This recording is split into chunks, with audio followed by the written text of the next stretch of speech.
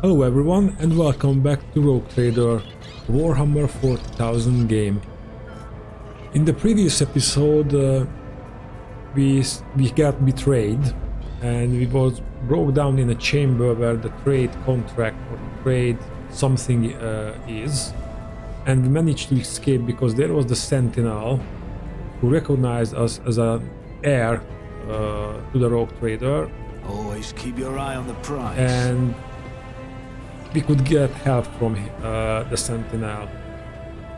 Then we started to fight our way to the navigator's chamber, and it turned out the navigator was in a bad shape and he barely held onto his, well, practically his body, and we leave him there, and we are hoping we can translate to the real world from the war.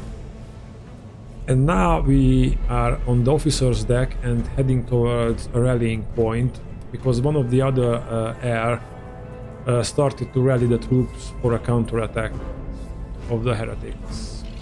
And let's check out this one. The exhaust replica of the Von Palacios void ship sits on the pedestal. Labels indicate the main components and decks of the vessel. I know how to take risks. Okay. And we are just finished the fight here, and Keep your wits about you. let's open the door. Machine rights. Okay. Success is the only outcome I accept. Your character is about to make a tech use skill test. In dialogue and during exploration, you will often make various skill tests, and their results might determine how successful your character's efforts are made. Hidden dialogue options appear or reveal new information. The success of the test is determined by the rolling of a 100-sided die. Each skill test has a difficulty up to 100, including negative values. To succeed, you must roll a value less than the sum of both the stated difficulty and the value of the skill used for the test. Okay, again, each skill has a difficulty of 100, including negative values. To succeed, you must roll a value less than the sum of both the stated difficulty and the value of the skill used for the test. Oh yeah, we are rolling. Okay, I thought it was a target number, but we are rolling under or skills. Okay. For example, you're attempting a test with a difficulty -10. Your character's tech score. Oh, here's the example. Okay. Tech skill score is 40. Therefore, to succeed the tech skill test, you must roll 30 or less. Any result above 30 will remain failure. Note that difficulty is calculated from greater to lower values. The greater the difficulty value, the easier it is to pass the test. It is easier to succeed on difficulty 40 test than on difficulty 10 test. Yeah, because they are adding to that. The higher a character's skill score, the easier it is for them to succeed on a test. Skill scores depend on the character's representative characteristics, score, skill advancements, on level ups, and any bonuses the character's equipment might offer. To succeed on various tests during gameplay, develop different skills for your character and their companions. Okay, and I forgot to mention we are still in the tutorial. I always keep my options open. Oh. Collecting goods.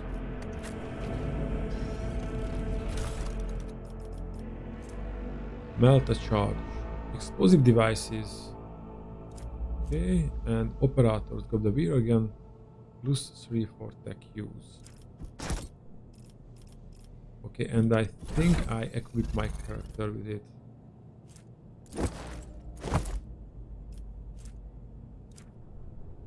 So we have a higher tech use.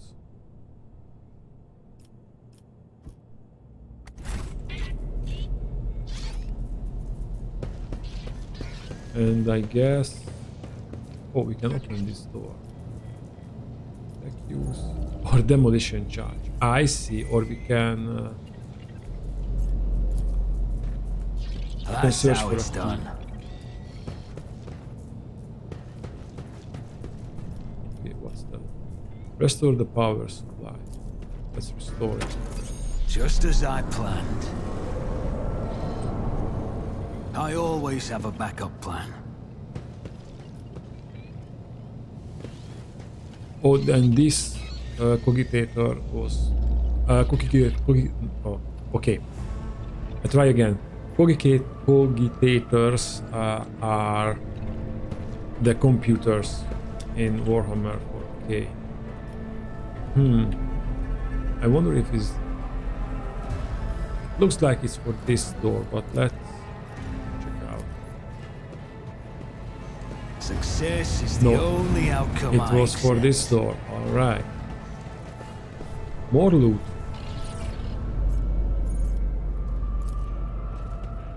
Let's do That's how it's done. Well-maintained sniper rifle.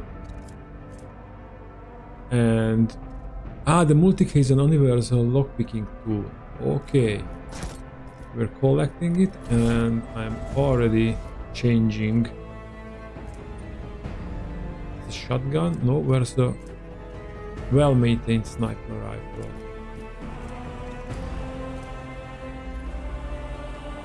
We already have a well-maintained sniper rifle. Okay. But it is just a simple sniper. Well, wait a minute. We should have another sniper rifle. By the way, it's just a sword. He's got a chainsaw. Okay, and the sister.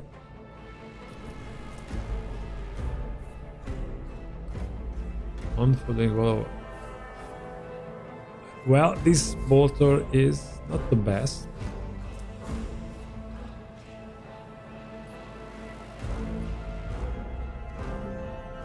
But it has a high armor penetration and the shotgun.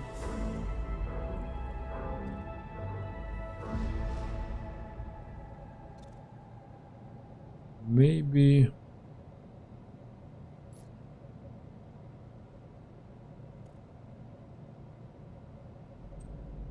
The Godwin pattern bolter was given to Sister Argenta on the day she took her vows to join the Order of the Martyred Lady.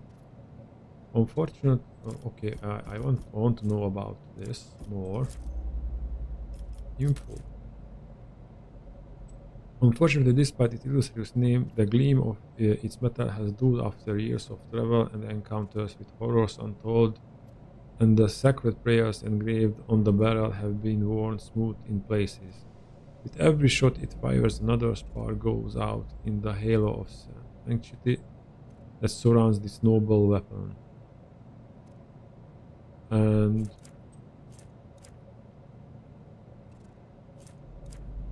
okay, I thought it has some kind of special capacity. You have a psychic staff, and it is the exact same staff. Okay, I guess these equipments for a psychic character.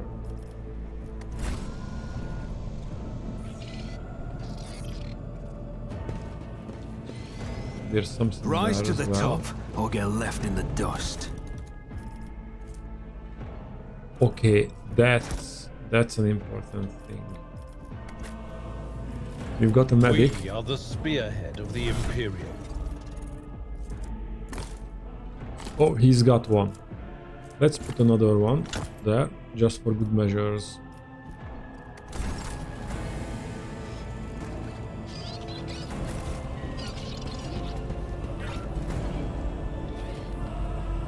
Is there money to be made? There's always money to be made.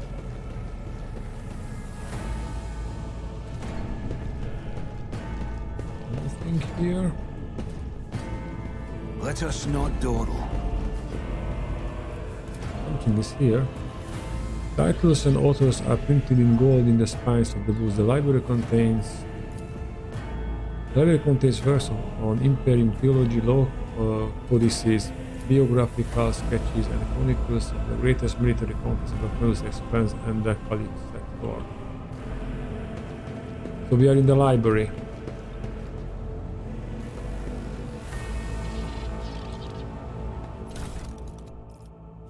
Multi-key and machine right set. Set of sacred oils and cryptograms that can appease the keeper of the technology. Provides an additional opportunity to call out the machine spirit and interact with the device. An expendable item. Okay. And we have goods here. Possessed demon engine heart. How?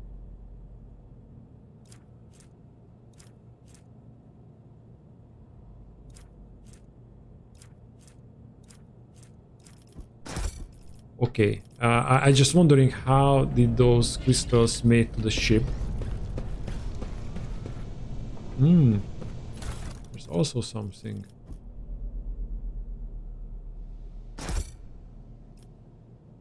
And I wonder... I see, so these are different things in the cargo, and we have some cargo space for each kind of items, I guess. Also, we need to look on the tables. We can find Always keep your eye on else. the prize. Okay, now we can move. Or we have to blow the door up.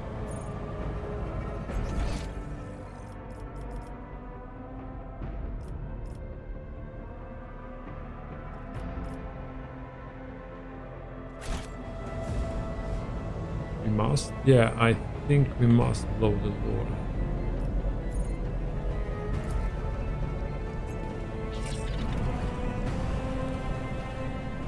I better myself for service.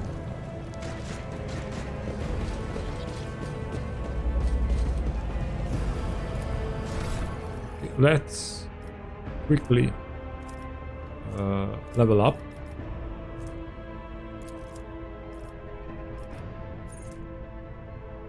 So it's like we have to, or we can't choose. We can choose here.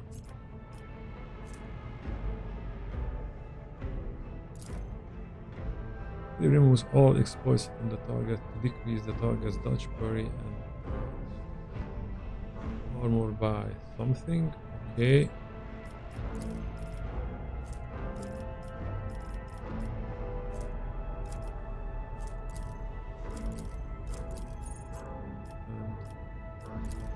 Okay, I'm not comfortable of this interface.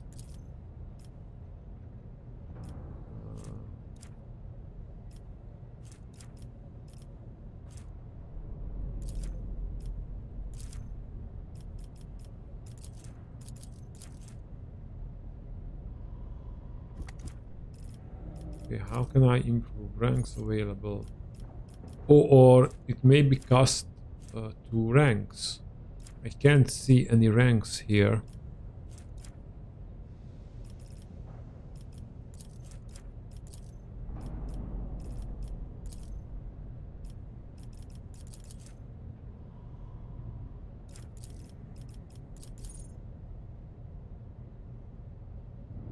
Oh, we can choose a skill. I see. But why can't we choose this one?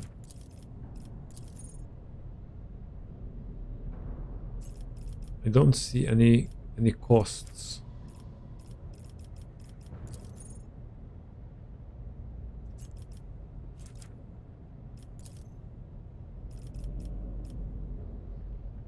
These are characters gain a specified ability.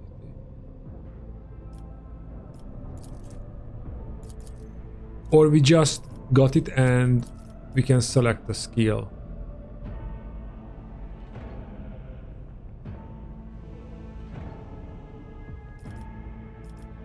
And we already selected awareness.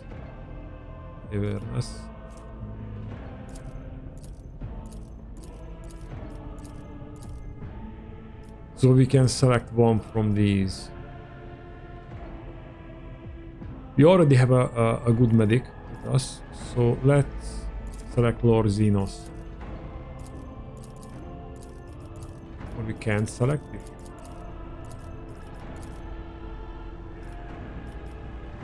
Level 2, 1 ranks available.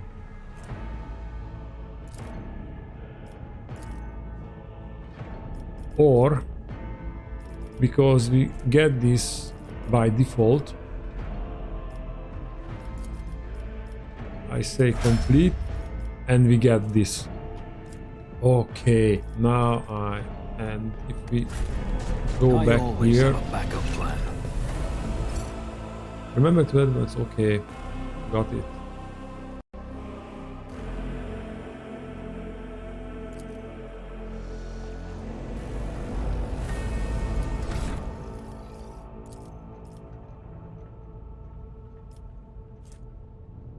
The word's next turn, all incoming damage is reduced by toughness bonus and the oil grants toughness bonus temporary bonus.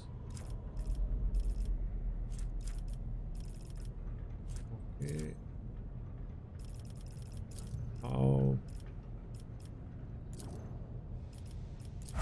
Just need a complete. Okay. Yeah, she's an operative, so she will have the exposed weakness.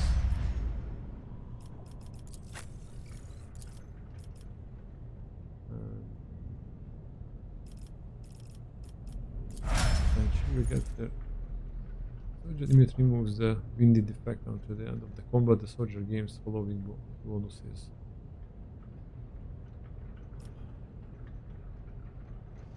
Oh, after the soldier kills 3 enemies. Okay.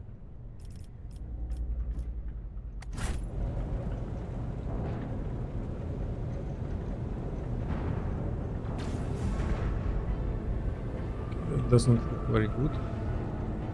What's on the other side?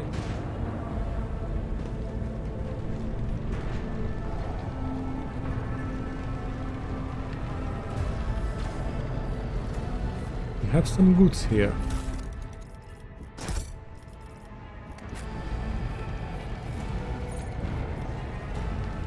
Let's try a tech use test. Just as I planned. Great, and what is it?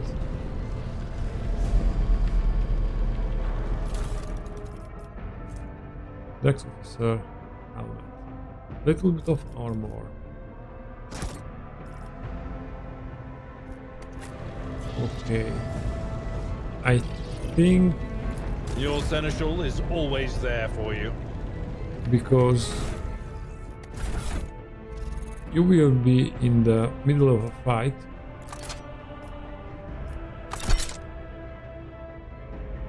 And you have the appropriate armor.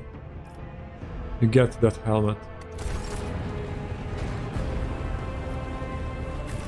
Keep your wits about you. And now we can go. Oh, I saw something there.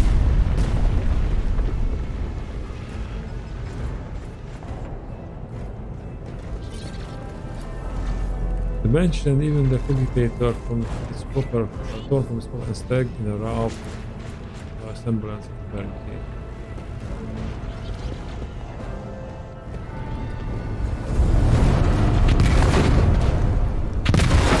That doesn't look good. Is this? Did they show something? I can't see a thing. The roar of the flame swings in your ears and the choking smoke makes you cough and gasp for air. You instinctively recoil from the scorching heat wiping your face. A moment later, a hazy silhouette forms in the raging wall of fire. You are surrounded by ear-splitting noise and screaming, yet you distinctly hear the sound of footsteps. And then you see the figure walking out of the fire towards you. It's Theodora von Valancius. Her expression is calm, terrifyingly so for someone whose body is infulged in an inferno. One of her hands is resting on the hilt of the power sword, the other is raised in an inviting gesture. Are you lost, my heir? Argenta goes as still as a statue, then slowly raises her weapon. An apparition, a sorcerer apparition, trickery of the war.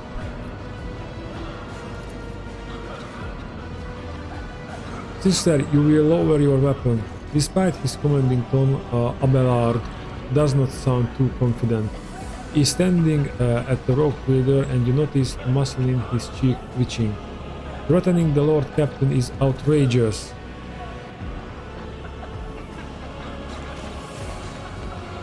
I think it's... the sister is right. This is some warp stuff here. Look at all the men. This is impossible. I doubt you are aware of the limits of what is possible, Kraken, for your worldwide is but an iota of what a rope reader knows and sees. But I can tell that you would like me to share that knowledge with you. The power of over reality. Theodora watches you without blinking. Her snake-like gaze almost makes you forget about the fire searing you, leaving burns on your skin. I can lead you out of the flames, Rakan. Show you a path, rid you of pain, and give you a weapon so that you may defeat your enemies. Decide. Her mouth begins to salivate. Each word Theodora speaks is like music to your ears. The entity that now dwells in the deepest recesses of your mind is pleading, begging, demanding that you give her an immediate answer. And that answer can be nothing other than acceptance. Yeah, I was curious if we get to this entity in our head. Do not listen to this abomination. Reckon if there is naught but his light in your heart, if you are resolute in your faith, then step into the flames. The Emperor protects. His faithful will not be deterred by either darkness or deceitful promises. Nor will the fire burn those who carry the torch of faith in their soul. To the void with you. We need to follow Lady Theodora before we suffocate in this furnace. The people... Adelbar looks back at the coughing and confused people around you. Rakan, the survivors from the middle deck. We must help the crew, lead them out, find a way around. Over the roaring flames you hear distant sounds, frightened voices screams muffled and distorted as if there were a body of water between you and them.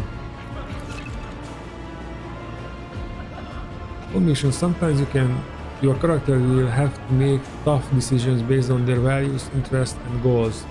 Such decisions affect their convictions. This can develop in three directions: dogmatic, iconoclast, heretical.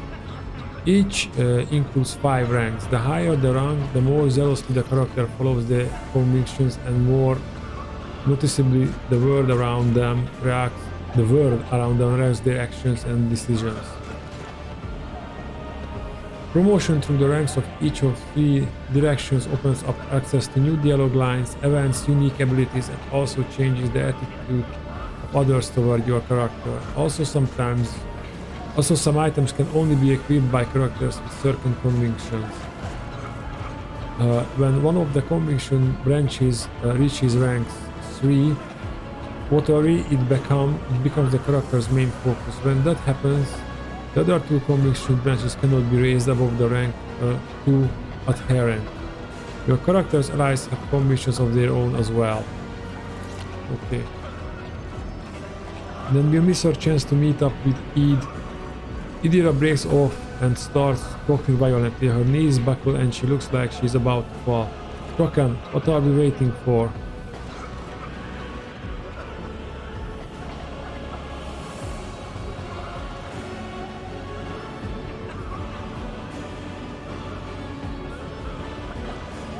Well,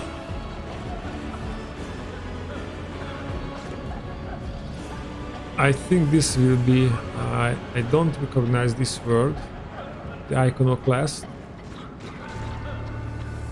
but I think this is the... I don't want to be... well, but we have an entity in our head, and maybe the sisters and the Emperor can do something about it.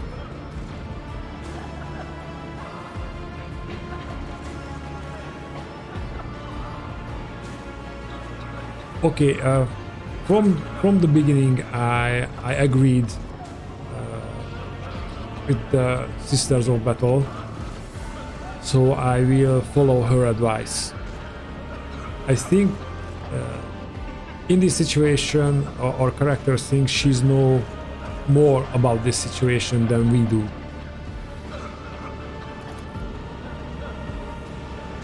Thousands of needles pierce your consciousness but are powerless to stop you. You take a step forward and the illusion breaks. A wave of excretion pain crashes over you and Theodora's voice fades into a firestorm. You hear the voices of your companions calling from you behind and the screams of the weak dying in the inescapable blaze.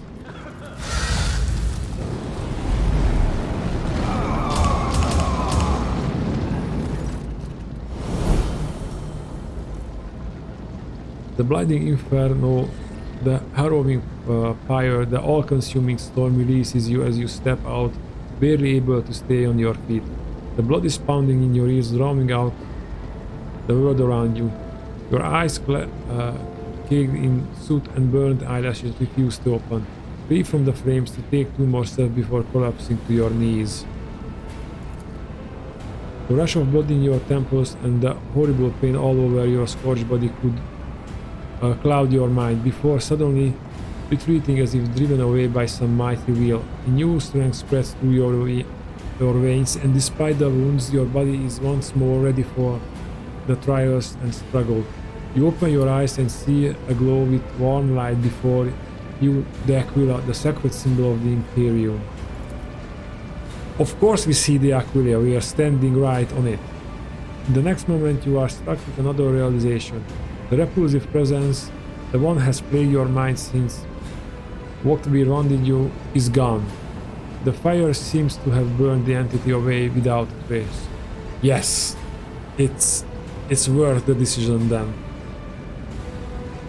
Well, at least for us. The others died, but I think they believe in the Emperor wasn't strong, or their faith in the Emperor wasn't strong enough. Master, can you hear me? Oh, you're alive. Which is more than I was expecting after what you just did.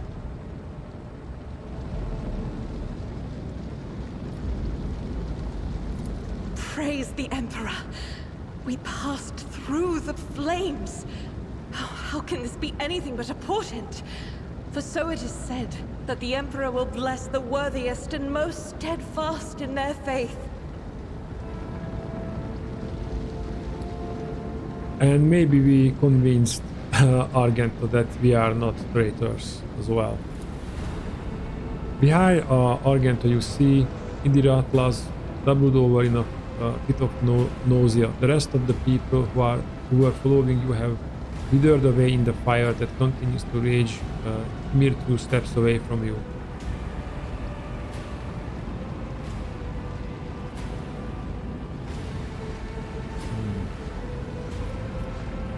The Emperor protects Seneschal. Indeed he does. Huh. If I hadn't seen it myself, I never would have believed.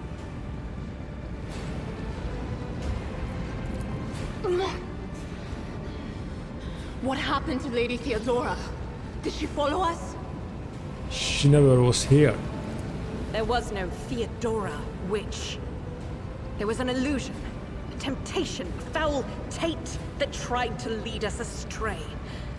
But he perceived its true nature. Is that right, Adepta Sanctimonious? What? We'll just pretend like we didn't see the Lord Captain standing there in the fire? Abelard, you tell her. Whatever it was, it matters no longer. Your conduct is bordering on madness, or holiness. A path opened behind you, where one moment there was fire, the next only smoldering embers remain. But what am I saying? My eyes must have deceived me. Too much smoke for my lungs.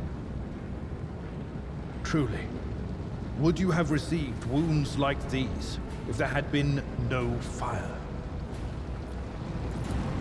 The wounds are merely a sign of a trial laudably passed. It is something to be proud of, the same as decorations or badges of honor.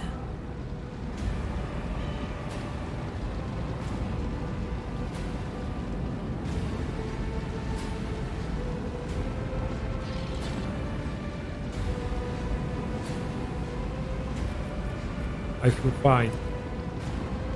Even if you are anticipating another wave of pain, it does not come. Your muscles feel strong and your limbs obey you without fear, and yet deep inside, somewhere next to your heart and stomach, you feel a certain tension, akin to that of a taut string. You are at your limit. Be it adrenaline or the strength of your faith, it will not carry you much further.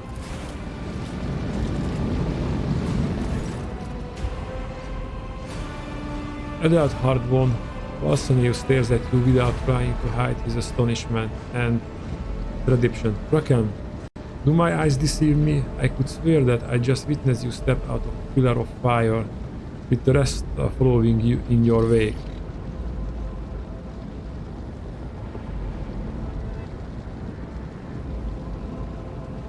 I hurried here to join forces with you and the others. It is time to push the heretics back.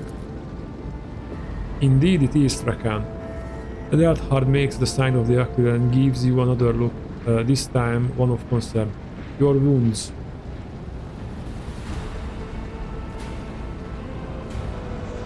Look closely at Edelhard. Edelhard does not seem to have changed since your first met, but only at first glance. His face has taken a strange hue. The skin at his temples appears scared, and his voice now has an uncanny screeching quality. These are not traces of fatigue and stress. The psyker's body has begun to mutate, a consequence of contact with the war. Okay.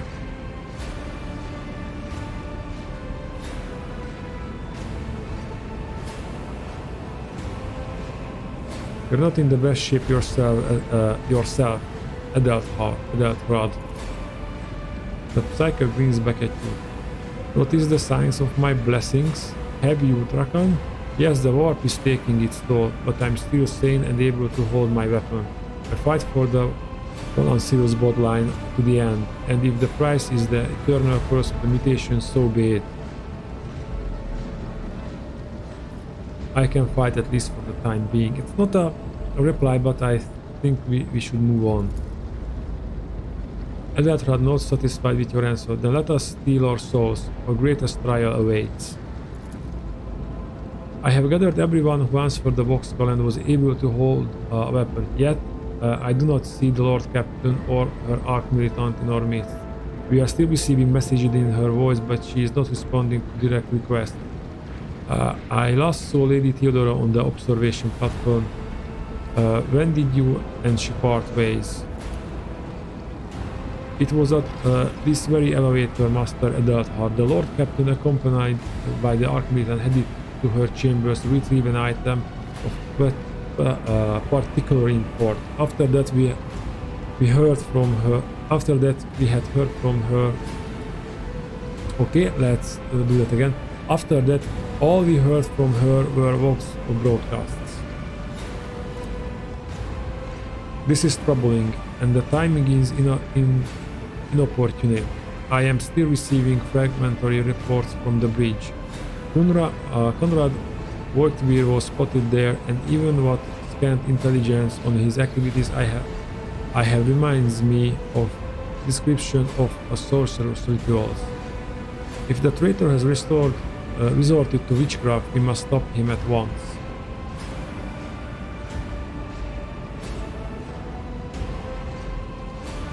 We should deal with the ritual first. There is no guarantee we find Theodora in her chambers. And after what we see, there is no guarantee that the broadcast messages are indeed coming from Theodora. So let's clear the bridge. No, Traken. Abelard's voice is dry, but there is genuine concern in it. You most certainly are not. You can barely stand upright after what happened. It is best that we go to retrieve Lady Theodora and let Adelhard commence the attack on Voidbeard. Something in the Seneschal's voice gives you the impression that his primary goal is ensuring Theodora's safety, not yours. Well, I am thinking about the ship's safety, and whatever those heretics want to do on the bridge, that won't be good. Adelhard nods. A responsible approach. Take your escorts with you. You may be waylaid. Once you have found the Lord Captain, you must back her to go to the bridge and lead the counterattack. The rogue traders' appearance is sure to be filled the defender's heart with hope, however frightened or exhausted they may be. Until next we met, Rakan, may the Emperor bless your deeds. I shall see you on the field of battle. Adelhard salutes you with his weapon and turns to his retinue. I always keep my Okay, options so open. we can't choose to go. We cannot go there. Okay. So we can choose to go to the bridge. Okay, but this is still the tutorial, so...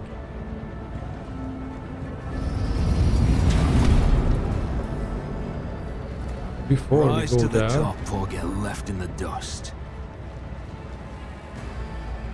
That's an elevator.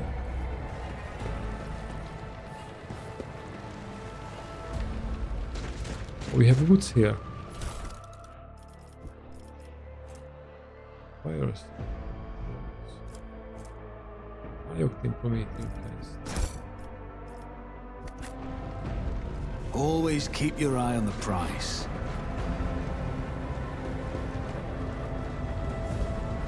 There's the door. Okay. This ocular implant was a worthwhile investment.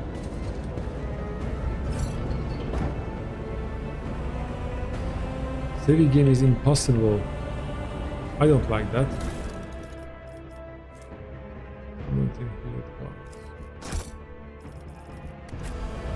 I want to know what's down.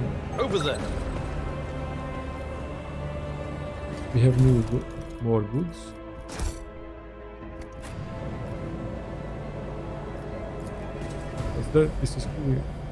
This clearly does not serve as a statement.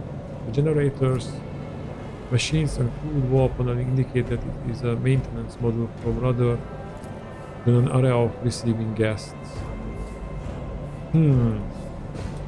And her chambers lies this way. Interesting. Oh, it's just an elevator.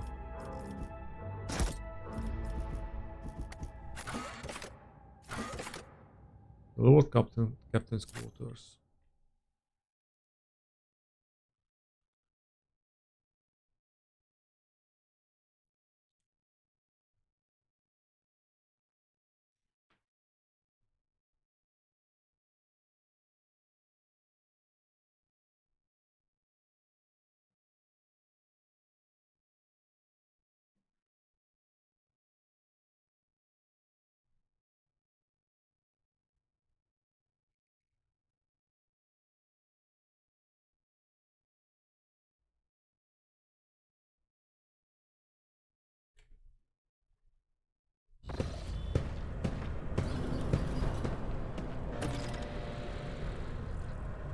Okay, let's try to find Theodora.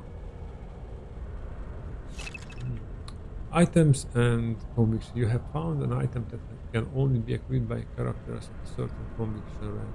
You can open the characters menu to see which conviction your character follows. Note that both your character and their companions have their own conviction. Yes. Conviction change in direction and rank based on how the game story develops and during important plot decisions.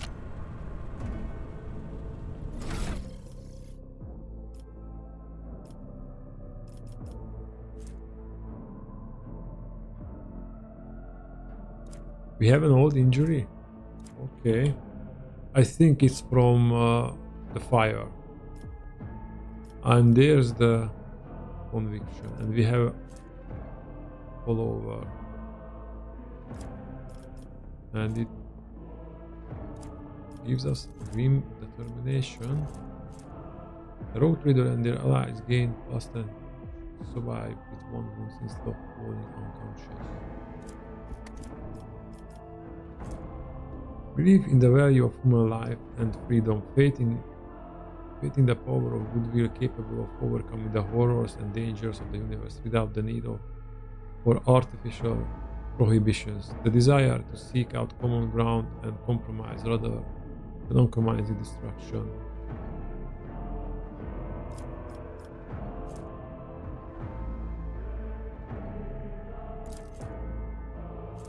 The Thundering Gun. The Rogue Trader and 2 random allies start combat. Temporary wounds equal their own result. What? The Rogue Trader and 2 random allies start combat with temporary wounds. Ah, temporary wounds that it's higher than normal. Okay. Master of Command. In the first round of every combat, the Rogue Trader and their allies gain additional movement points. Absolution. In the first round of combat, a critical hit scored by the Rogue Trader's party inflict burning. In addition, all fire damage suffered by them by +1 each conviction dogmatic rank. Not bad, but I think for this character we will go this way.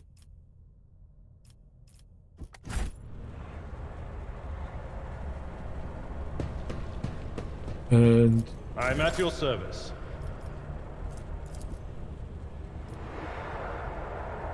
Let me help. I won't forget this. I still have the old injury. Let's patch you up.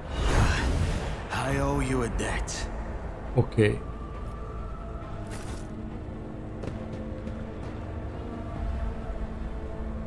Is there money to be made?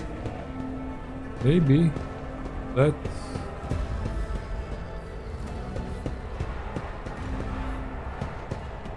Okay, there's nothing here.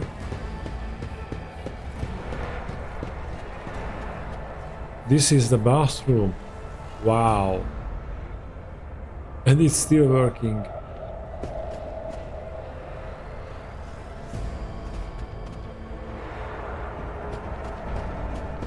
Keep your wits about you.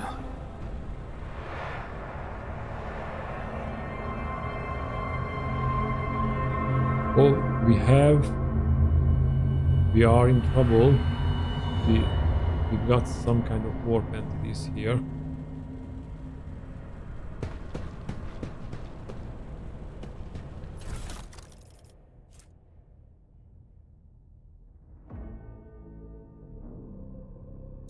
Okay. I always keep my options open. Theodora won't balance his body sprawled on the large, blood-drenched desk. The Arch Militant's corpse, still clutching a weapon, is slumped against one of the wolf heads. Emperor, accept thy faithful souls. No! Lord Captain, I didn't hear a thing. Not a whisper, not a breath. It was It was so loud! Why didn't I foresee this? There's something there. I think this room is not safe.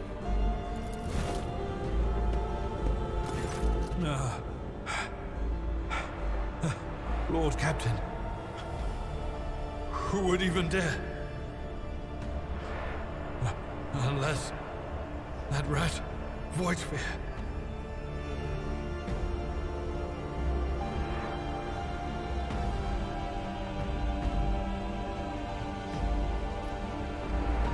I doubt it. Whitebeard wished humiliation and suffering upon Theodora, not a swift death. It could have happened in the heat of battle. Not to mention that Mort was here, and he would have protected Lady Theodora to the last. He did. I think he did. How could Mort have failed her so terribly? The Arch-Militant was born on a death world. He had lightning-fast reflexes.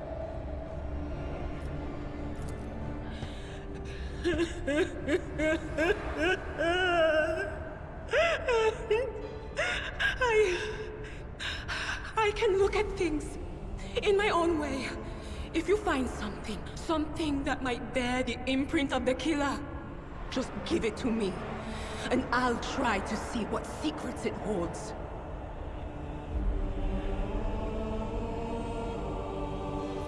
Let's examine Theodora's body first. You lean closer to the body. The cause of death is apparent. What ended the rogue trader's life was an auto-pistol shot, an extraordinary accurate one at that. Theodora's face bears an expression of surprise, the last emotion she experienced in life. Something on the floor catches your eye, a heap of blood-splattered parchments and scrolls that must have fallen off the desk.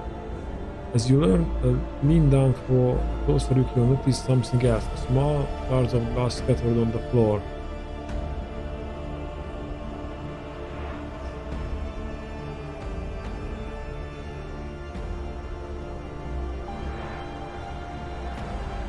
First, inspect the papers. Reports, accounts, dispatches. You got over the scrolls until you stumble upon a document that is starkly different from the rest. It's a handwritten letter signed with the initials XC and a seal with a symbol that is vaguely familiar to you, and sends a shiver down your spine. The author of this letter addressed to Theodora von Valancius, signed with the seal of one of the holy orders of the Emperor's Inquisition, the secret police of the Imperium that relentlessly hunts heretics, xenos, and enemies of humanity. And okay, it's an Inquisitor still, but which order? I would really want to know. If it's Ordo Hereticus, basically the Inquisition has three branches: the Ordo Hereticus, the Ordo Malleus, and the Ordo Xenos. The Ordo Xenos deals with Aryans. The Hereticus deals with heretics like the people in this ship, and Ordo Malleus deals with demons.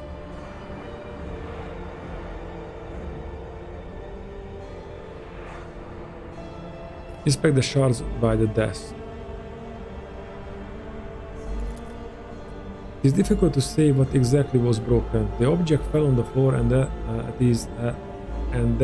is as much as you can ascertain.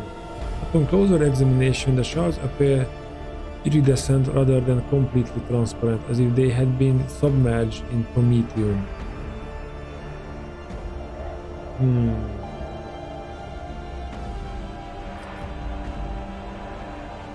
Maybe some kind of Molotov cocktail, but it didn't go off. Examine the Arch-Militant's body.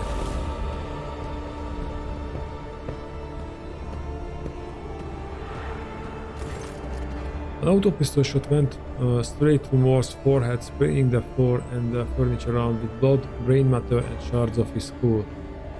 The safety on the Archmilitant's weapon is off. The killer must have been a split second quicker than he.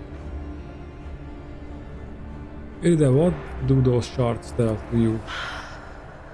I see streaks of color, luminescence, blue lights, faces drawing closer. Lady Theodora and Conrad and what is that? Ah! Something dark, enormous. Oh, this glass thing was something foul, that's for sure. Okay, I thinking now it is relates to the inquisitorial letter. I think Theodora found something, or the Inquisitors asked her to transport something, and when the attack happened, she came down here to be sure that she secured that. At least that's my theory right now. Tainted witchcraft. Cannot tell if Agatha's remark is directed at the glass shards or Idira herself. Okay, let's try this last option. I hope to spare Irida to do this, but we have to know. Irida, would you try touching Theodora? You might be able to see the killer through her eyes.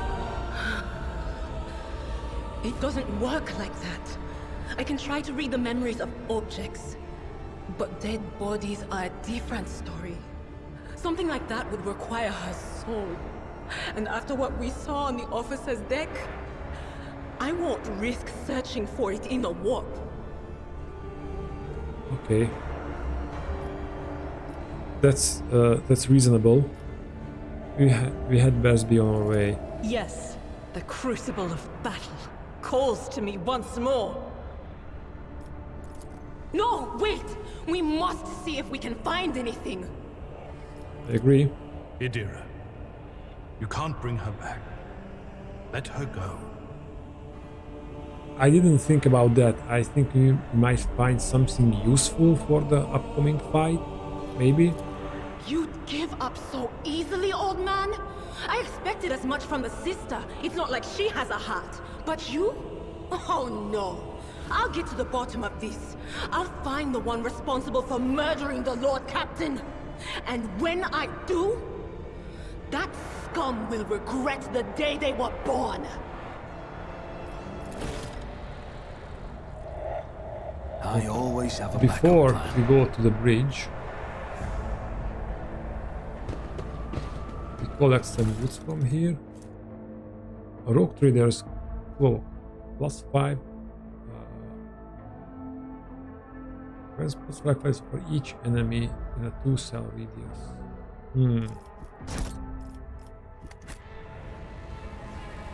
I would rather have just a pipe organ. The parallel organ seems to have been sitting idly for many years.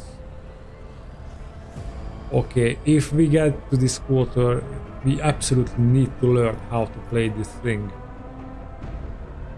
Rise to the top, or get left in the dust.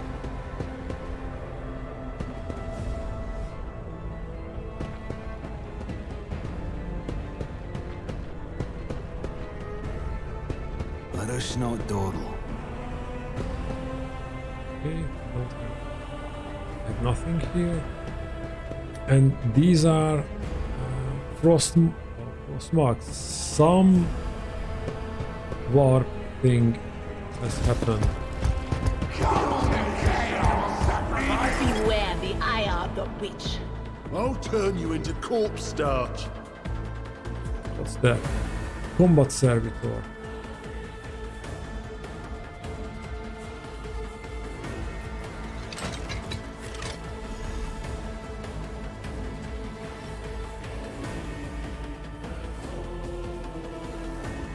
Let's move there. Let's move Irida there. And the sister can start from there. And the initiative is favors us. Okay, let's start the battle. Light and medium armor. Armor protects the character from incoming damage. Light and medium armor types are both available to you at the moment. The armor stat indicates what percent of incoming damage from an enemy attack it can absorb. The type of armor also influences the chances that the character will pass a dodge test. The higher the dodge penalty, the lower the chance to dodge an enemy attack. The character in light armor dodges attacks more often, but takes more damage when hit. Medium armor absorbs more damage if the character is hit, but reduces the mobility and ability to dodge attacks. Some talents allow characters to use different types of armor more efficiently. Okay.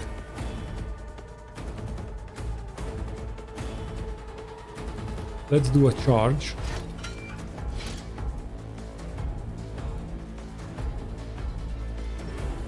At your beck and call.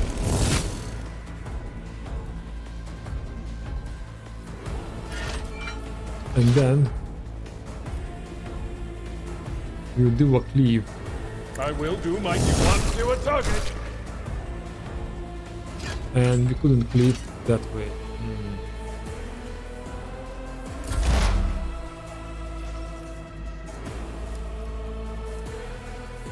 Let's put the target.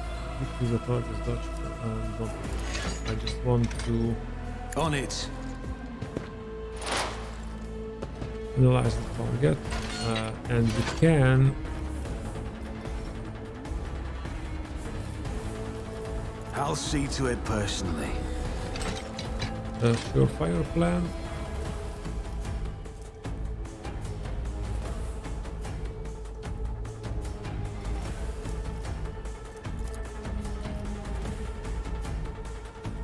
Six or 10. We are in trouble. Who if not me? You should have thought twice before crossing me.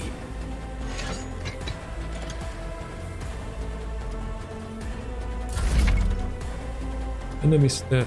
You will encounter enemies with various abilities and features. An icon next to an enemy's portrait indicates that they are under influence of some kind of effect. Click mouse button on the effect icon to see more details. If you wish to learn more about an enemy, click on the portrait or the enemy.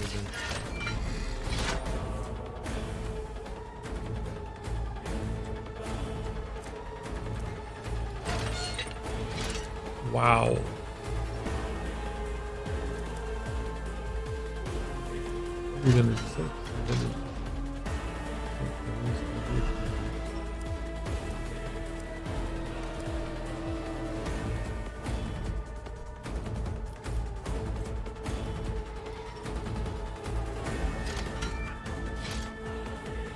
Let's use the run and gun.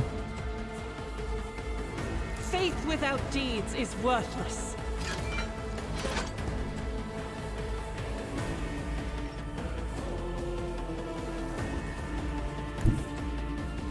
God Emperor, move through me. Be the fire in my heart. And let's shoot them. As the Emperor commands, I act. Eradicated. Nice one.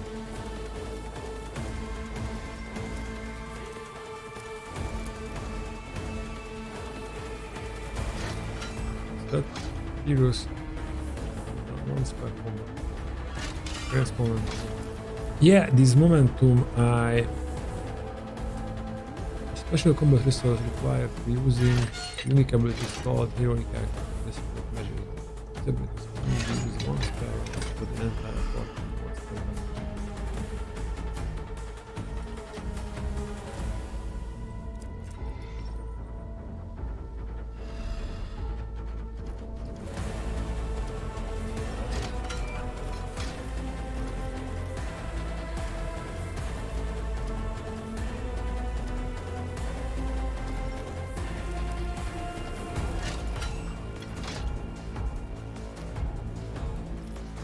Or we can select any kind of area.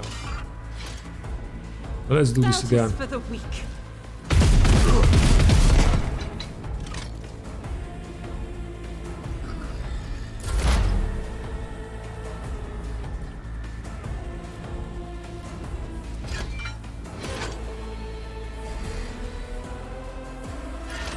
deals this much damage.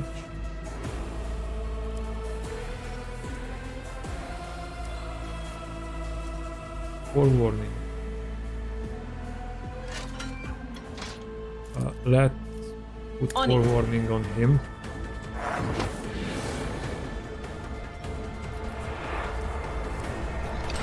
Let's see if we can.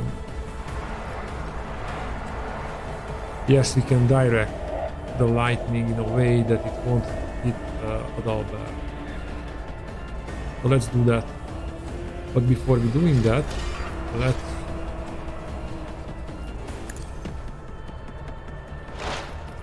put that there. Analyze enemy. And now, and the sister is not attacked. Hopefully not. But of course. What an unfortunate turn of fate. Okay.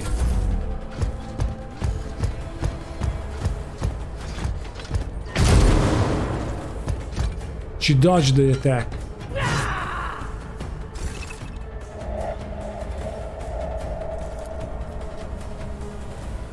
Just kill him. At your beck and call. Parried.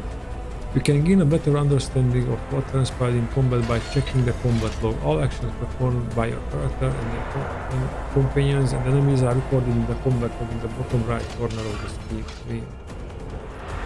Bottom right corner of the screen. It's the log.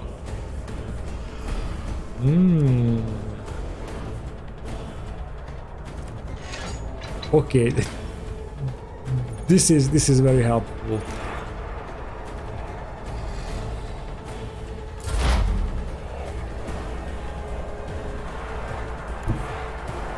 I'm ready for whatever comes.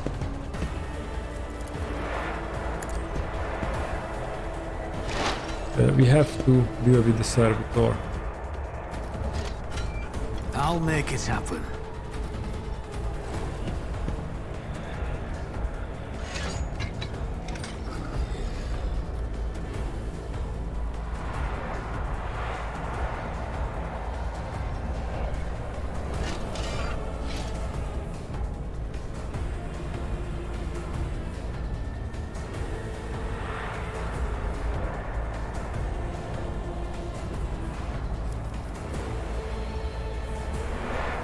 I don't want to move. Damn it.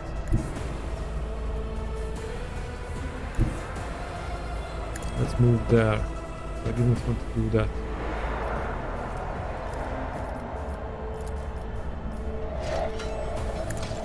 The best defense is a good offense. I agree with that. And this will do.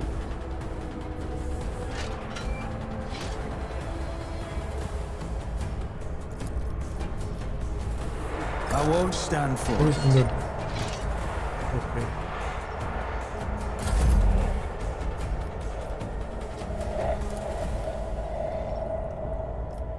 We just shoot. Let's move first.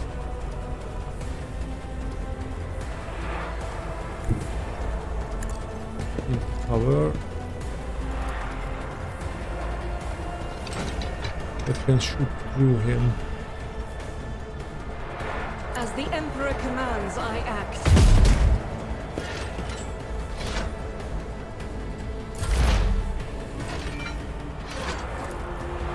Let's do this scream. Maybe that hurt him.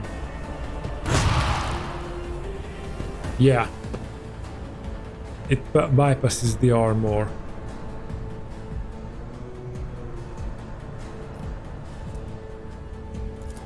Let's put forewarning again. Was it you? Or anything is? Analyze.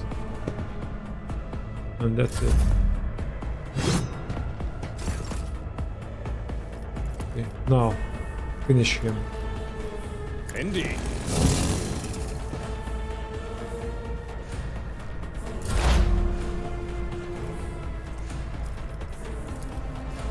it.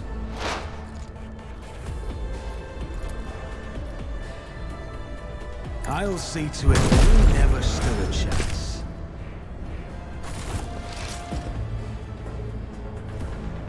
Okay, that Keep was your wits about a good you. one. And we can go to the bridge. And let's collect. What's that? Grace of the Oblivious. If the wearer gains +5 toughness if their intelligence is less than 35. Okay. We will check. And I think now we can choose. Weapon immunity inflicts 1 exploit on all enemies in combat, then makes a free attack against the targeted attack. Now we are... Oh, we just get these stuff. Okay. And we can choose talent and... now I get the hang of it.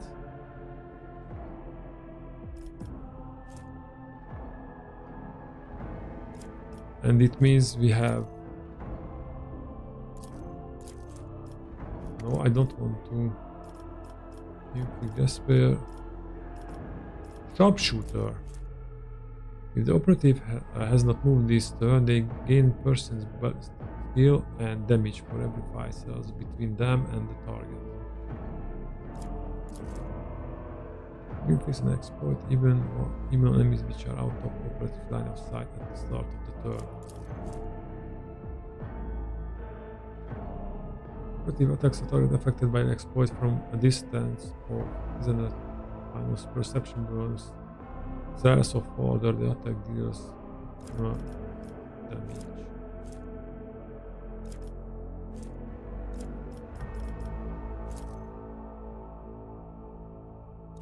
Okay. Combat. Enemies gain no melee support against this character. Last weapon action. Enemies suffer 20% penalty to dodge against last weapon attacks. Nimble. Plus 10% bonus. Whoa, we have a lot.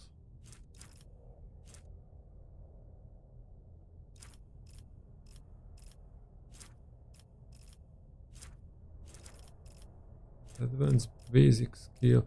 We can learn, I think, basic skill. And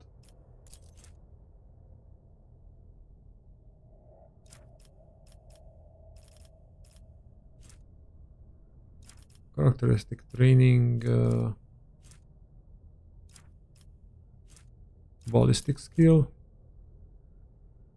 Just +5 ballistic skill out of the bat.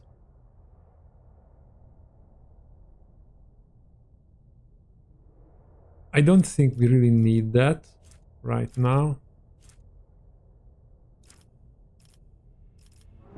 It will not die. Increases wounds by half of the character's level.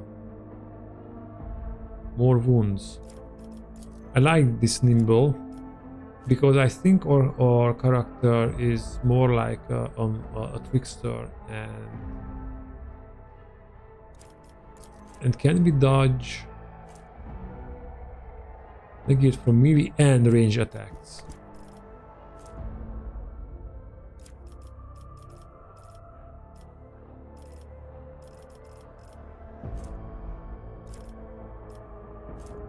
Active if an enemy affected by an exploit. I don't want to go on the exploit route, at least not right now. Grenadier. The soldier's first grenade used in combat does not spend the AP. I don't need steel forge. Am I wearing? I see these are the extra which was granted by the class or backstory.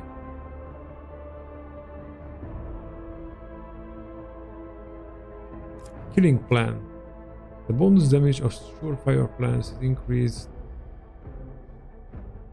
At least one will beat an attack with one Surefire plan. Okay, I'm not really grasping this surefire plan thing yet. And what are these? Recommended features, favorite features. I see.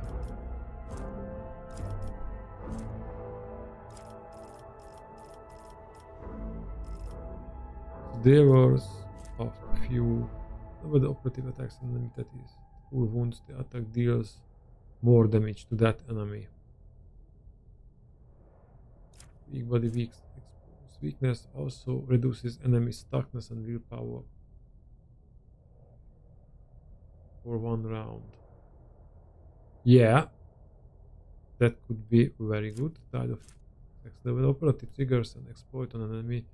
It gains +1 damage and +% armor penetration until the end of the combat.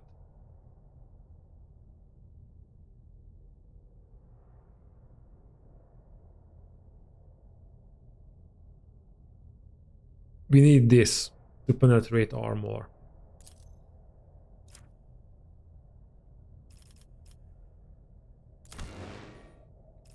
Closing the interface will reset the choice if you made. Close the interface. No.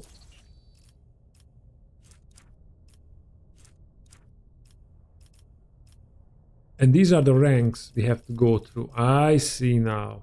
Okay, complete.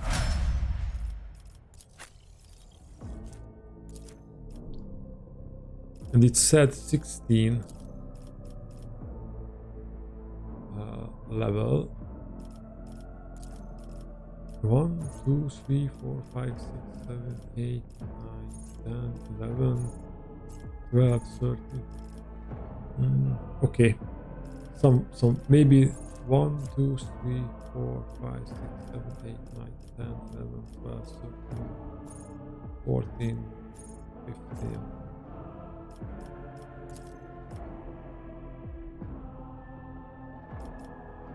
At the center of whenever the warrior is attacked, game pass was the center of sword at the end of combat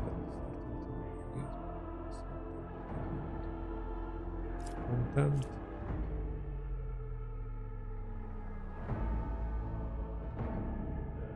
When enemy attacks the warrior's next melee attack against that enemy deals an addition. Those attacks can be activated after another attack made by either the same enemy or this and then this agility bonus damage to enemies that have no allies in adjacent sides. Agility, that means +3 thick skin. Damage deflection. The parry chance is increased by 25% of the warrior's total armor. I don't know, he might wear heavy armor in the end.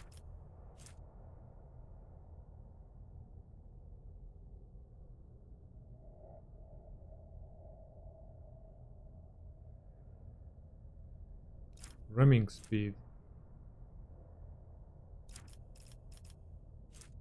When the warrior takes damage, they gain attacks on 3 times after a successful dodge. So if he got damaged, it will harder to hit him. 5 and agility bonus is multiple by 2, that's 6, 11. And it can stack.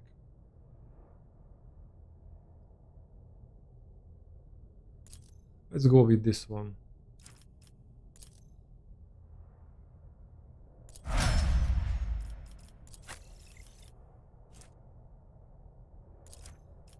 Okay, we need some kind of psychic talent. This is operative. The exposed weakness costs 0 AP. Now we are talking, because she can do a lot of things. The staff, she has 4 or 5 AP. The staff costs 2 AP. And oh, what are those? Deflection, armor, dodge, reduction, parry, and resolve. So, and she can scream.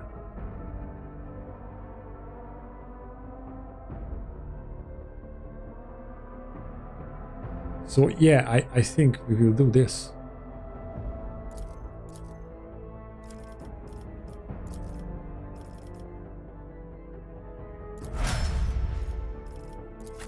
And the good sister. Firearm master soldiers gains the ability to make a number of extra attacks equal to their weapon's rate of fire. To using the weapon attack that normally costs the least AP. These attacks do not spend AP. Until the end of the soldier's turn, their first attack against each new enemy automatically scores a critical hit. The soldier immediately rerolls their current weapon.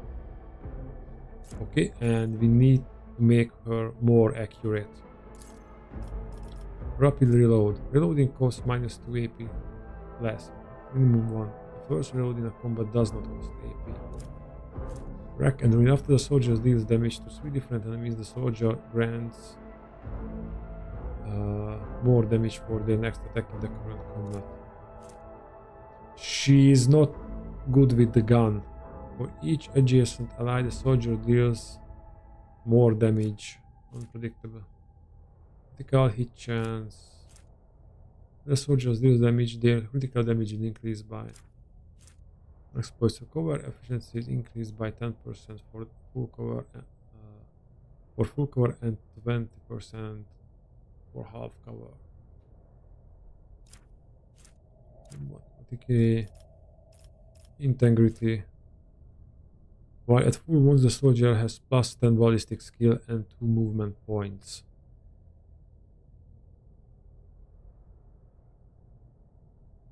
Now that's a good one. Point blank. All of the soldiers' area attacks gain armor penetration but these are area attacks. Trace the trajectory.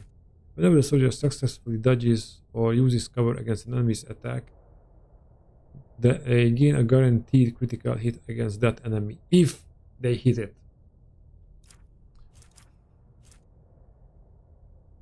Muzzle velocity. The first hit of each burst attack deals additional damage equal to the weapon's current rate of fire. When the soldier has full cover against an enemy, the soldier gains +10 damage against that enemy, and the enemy's attacks deal. Okay. Bolt weapon expert. Bolt weapon attacks gain this. We need this one. Okay.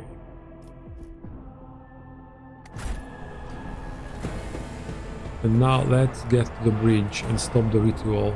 Always keep your eye on the prize.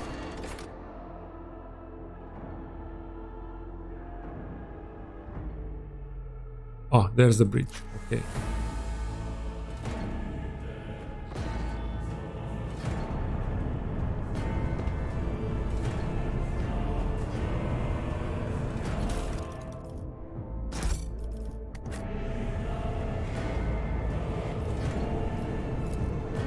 I always get the job More done. option because of the warpage is to terminate the bridge.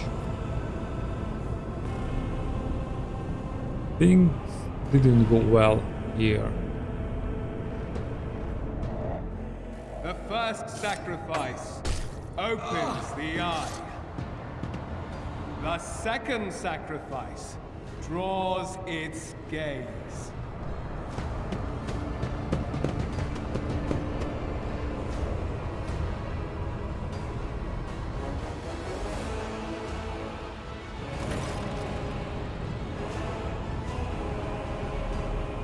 Edelhard looks somewhat harrowed, but is still in one piece. He glances at you, then over your shoulder, clearly alarmed. Draken, you are here, but where is the Lord Captain? The Lord Captain will not... Theodora von Palacios is dead. I found her and the Archmilitant from her study. Edelhard's eyes widen. God Emperor preserve us. The rogue trader is dead. The ship has lost her lord captain and the house its head. Edelhard shudders and grabs his shoulders. As you watch, the sleeve of his jacket bursts open and two bone growths pierce through the fabric. No matter what ritual Conrad is performing there, the warp is too strong. I cannot withstand it. I feel my body changing with every second, the warp ringing in the air. This is the end. We will perish in the warp, along with the warrant and all the dynasty heirs. Other dynasty heirs. I finally learned how to pronounce it. The enemy of humanity has triumphed. Idira looks anxiously at Edelhard, then she glances back at you. I've seen it before. We'd better get away from him. The changes are already accelerating.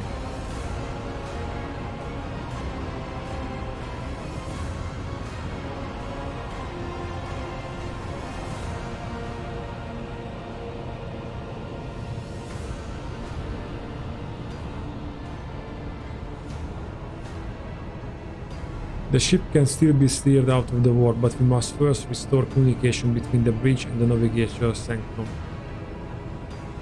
Yeah, and I would like to put a bullet in Edelhard's head. That would be the first thing, or maybe slit his throat. Edelhard stares at you and his eyes harden with cold resolve once more. Then we have no right to bow our heads.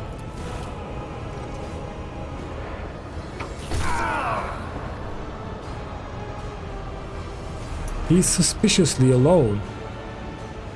You can see Conrad Volgil in the gloom of the bridge. The broken blade he is holding is stained with dark drops that seems to have a peerlessness glimmer to them. We are out of time. Edelhard bites his knuckle, desperately thinking. You see a wave ripple across the whites of Edelhard's eyes and they begin to turn sickly yellow.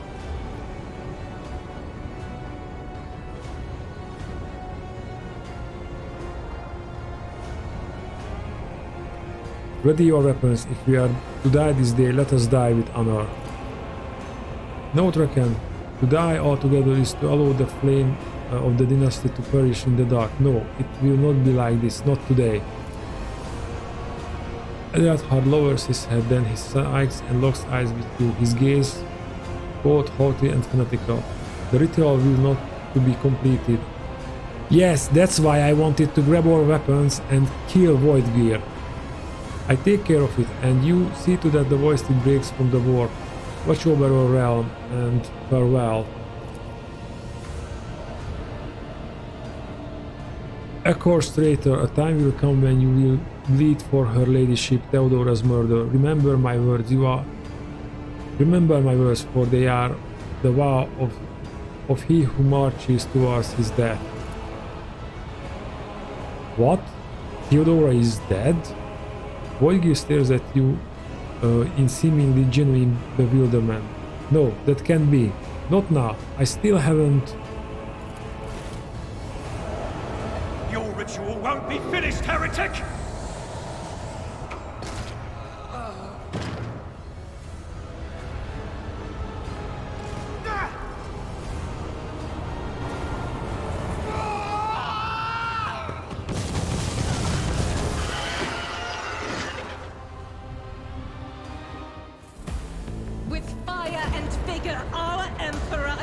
Okay, a chaos spawn. Ready to die? Use the unique abilities called heroic acts or desperate measure.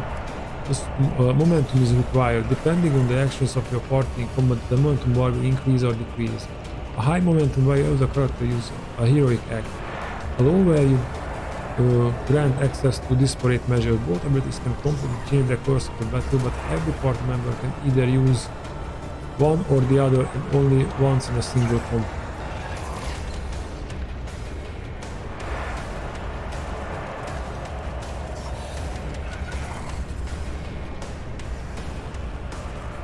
Okay, this is a problem.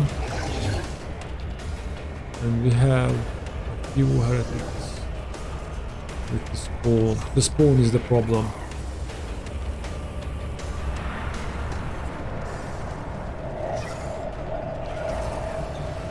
And we don't have cover.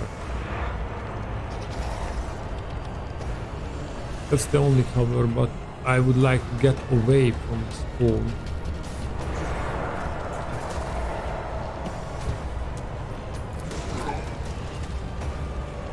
And to be perfectly honest with you, Adelbart shouldn't go near the spawn at this point. But he had to intercept it if it goes closer. The sister can go here and the Psyker can go there. Let's start the battle. You will encounter enemies with warriors' abilities and features, and icon next to them. Yeah, we know that.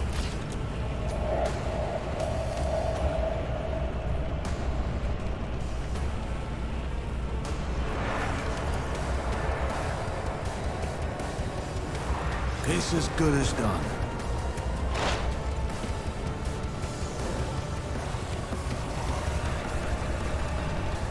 Exploit.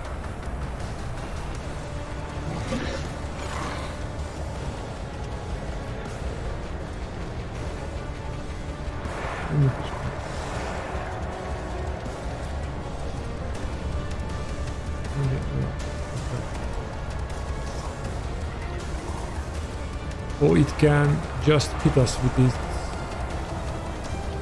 toxic spurt.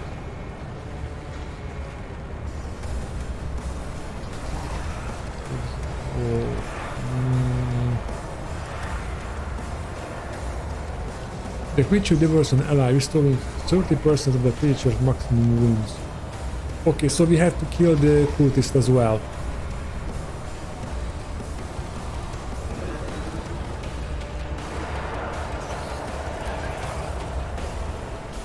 But that means he has to eat them. So it can't do anything else. Who if not me?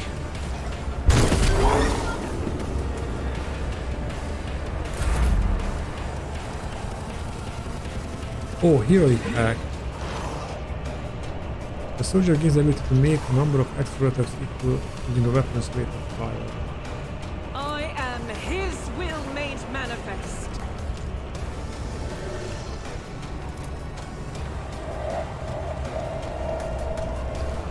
I'll do it.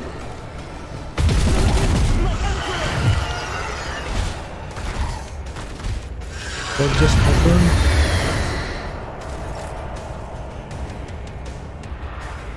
What just happened?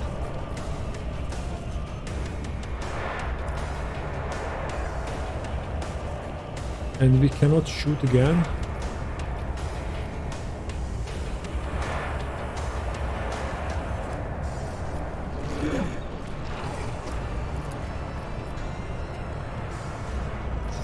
Yes, we can shoot again. I refuse.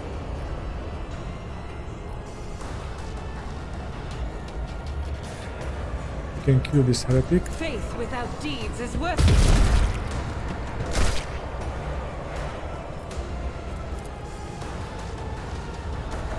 And let's kill this heretic as well. As the Emperor commands, I act.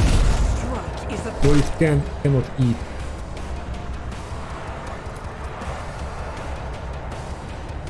Energy boost. This creature movement points and damage are increased by 4 for every devoured ally. Yeah, we have to kill all these cutthroats.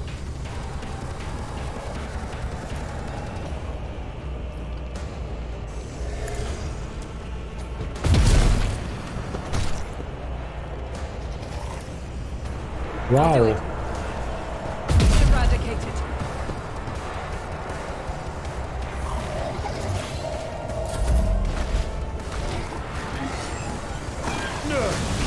My ears are ringing. King cleanses.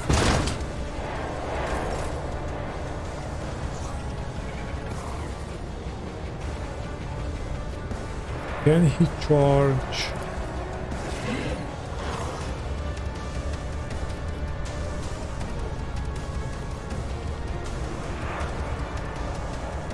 Well, let's charge this then.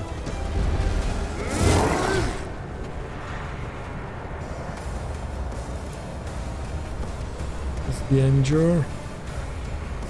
So attack damage reduced by 5. At your beck and call. I will do my...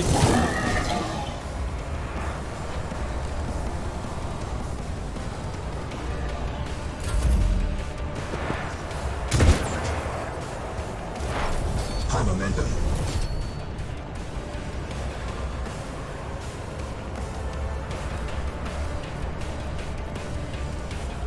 You can use the stuff on that guy to kill it. I'm not so sure. Oh, we don't have line of sight. Then let's move there. There is movement in the Empyrean. So we will have line of sight on that verdict and killing it. And we cannot do that anymore. That's sad. Will do.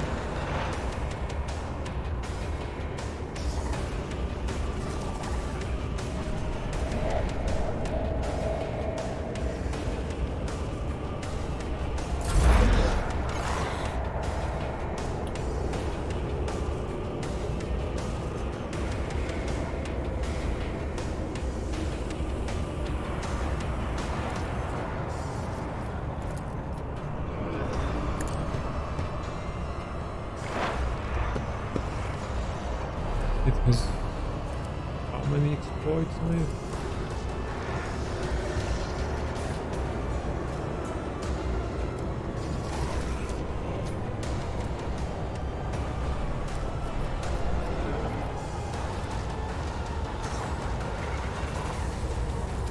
Let's do this.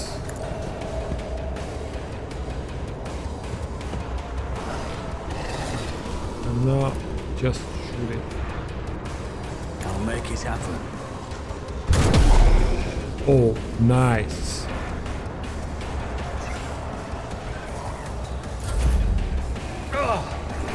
Pain and duty go hand in hand.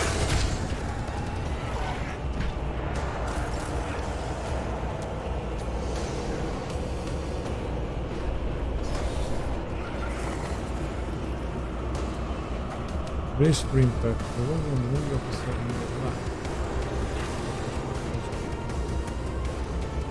At your beck and call. Indeed. Victory is imminent.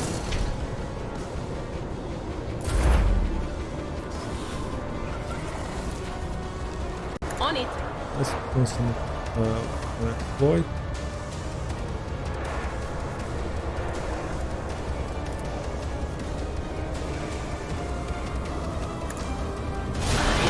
My passion has That's for failed me. Argenta and Psych Week. Was that you? What was that? I'll see to it personally. Okay. An exploit It's weakness. as good as done. And let's do the die shot.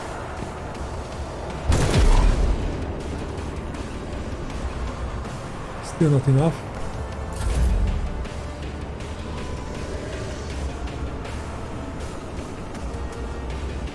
Let's move there. Rejoice in battle! No! I should have moved more away from it to shoot it. Doubt is for the weak. When we use run and gun.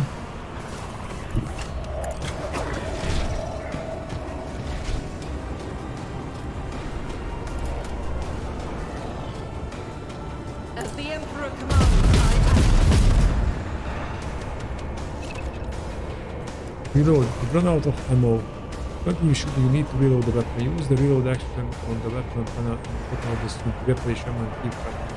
Most action in combat you need to spend action points to reload. Ammo supply is unlimited for your characters and purpose, so you can reload whenever the need arises. I will not.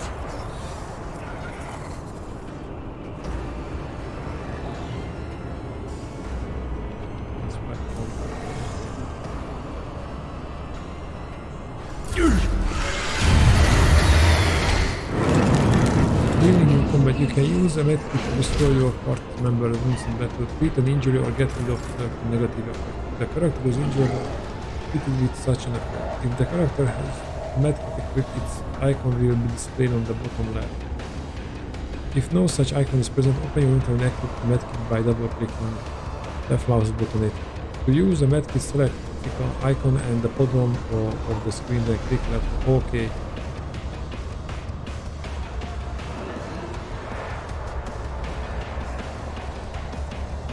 Okay. Ah, those are the charges. All right.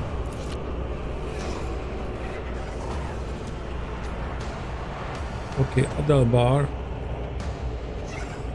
moves there. I've seen worse battles than this in my time. Heals Argenta. Let me help. Blessed be the hand of the healer.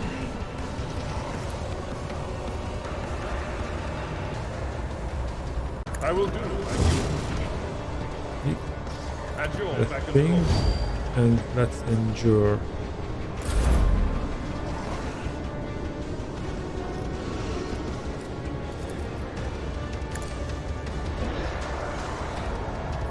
Putting exploit and do a psychic shriek. Will do. Okay.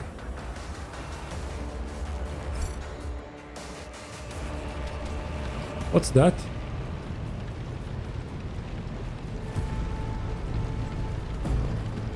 It was someone's soul.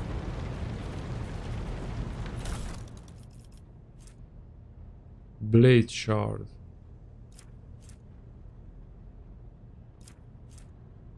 Mantle of heroism. Each hero attack used in battle increases the weather's dodge. Oh, that's nice.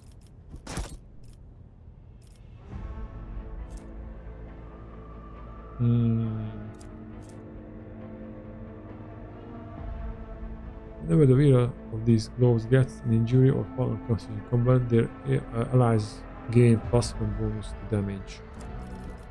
I think I should put that on someone, but we can These level up. calculations are for commoners. I don't make mistakes. I make profitable learning experiences. Choose a characteristic. Ballistic skill. Okay, and a common talent.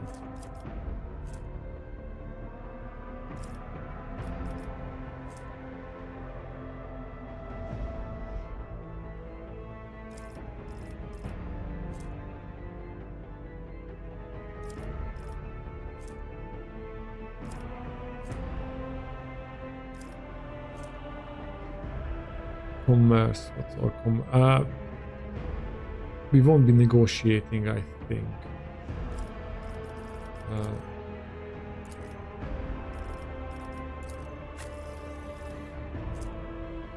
Commerce 40, fellowship 35, 30, 30, 35. He will negotiate for us.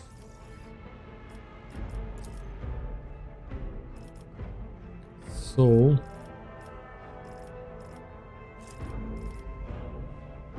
base skill logic.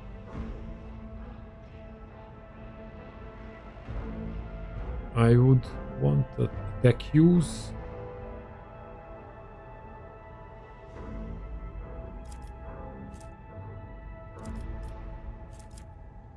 Base skill attack use. +7.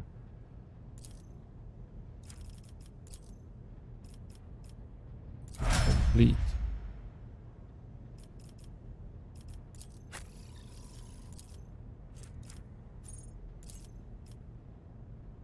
Chose a talent. Something with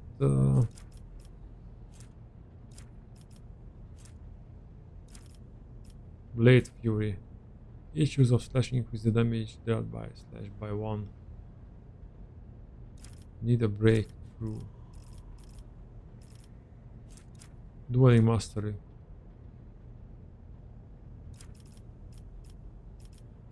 Power weapon expert. Power weapon expert gain plus 10 armor penetration.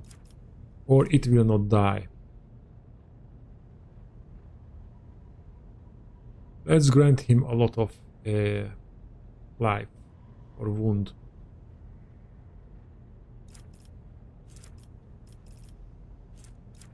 Dual weapon combat. The character can attack with the second weapon in their current weapon set, in addition to the usual one attack per round. This attack suffers a 20 penalty. The weapon skill and ballistic skill costs plus 1 AP more.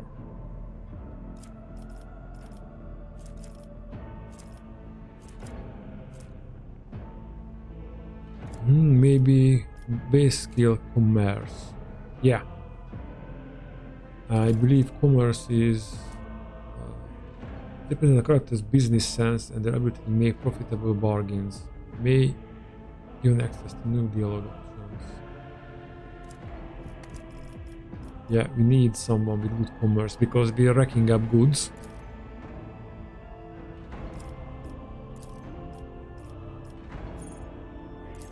And the characteristic, we cannot choose fellowship. Alright, then we certainly choose weapon skill. Agility doesn't, yes, it affects initiative, then it's agility.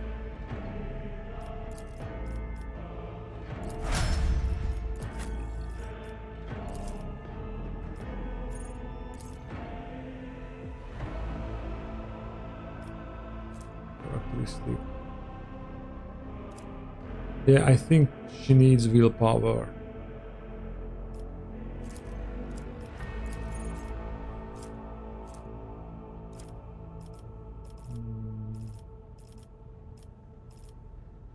It's a common talent.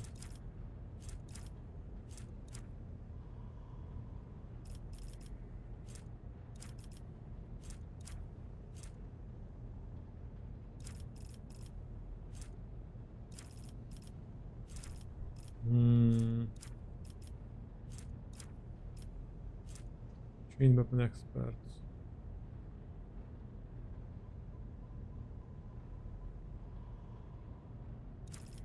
But no power weapon expert. Oh, so these experts grant different things. And she... I don't know what would be useful. Any Edge of Fate. At the beginning of every combat, the Psychic allies gain critical hit chance. The first critical hit removes this effect. That's not bad. Fatebringer. Under the effect of at least one psychic power, gain an additional armor penetration. At least... Oh! That's good because she can increase the dodge.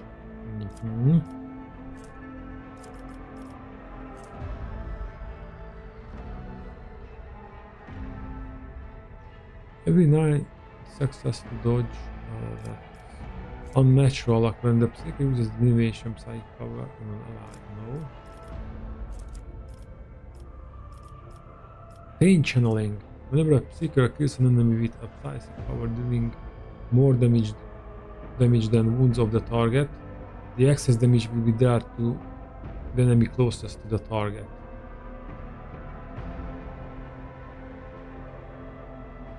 Ready to serve. When an Imperial world character is affected, no. Weak hearts. Enemy is currently inflicted with blinded, stunned, or Psychic suffer damage, no. Warp might. After every 6 use of a psychic power by the spiker, all enemies gain a stacking -5 penalty to all characters until the end of combat. Better die for the Emperor. While under this Imperial characters gain +10 bonus to all characters and +2 resolve. Oh, these are the C rating. Features, Psy rating. Oh, she's not a Psyker yet. Heavy press of the warp increases momentum. Force weapon attacks. Psychic barrage. Whenever the Psyche uses a damaging... I don't know if what she has is a psychic power.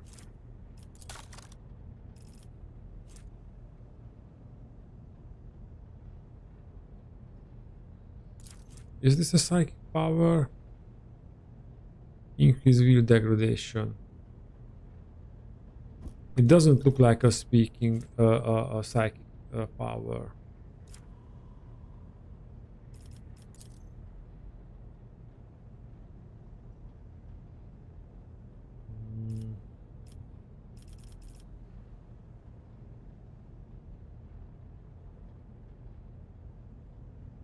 Oh, she's heretical.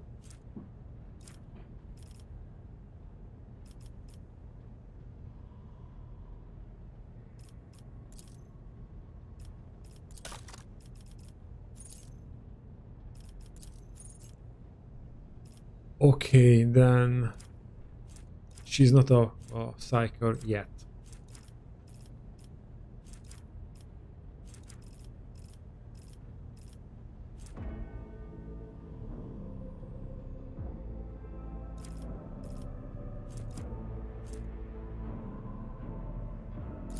What's the awareness good for?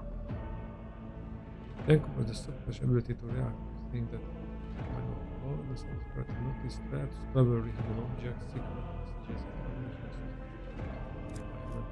let's raise the awareness. Because it's already high with her.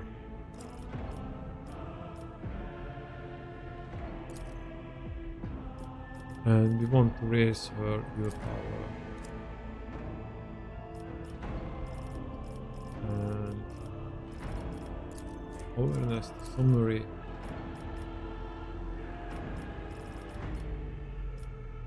Complete.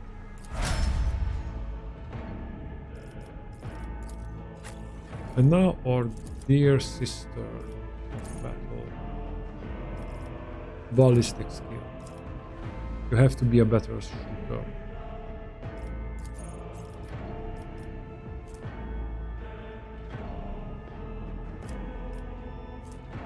This rapid reload, I fired up.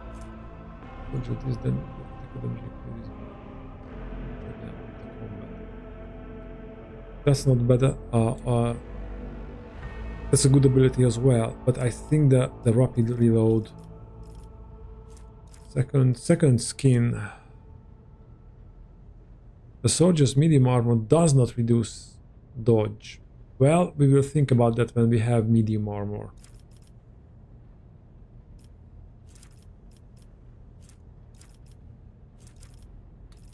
Or she can have the it will not die.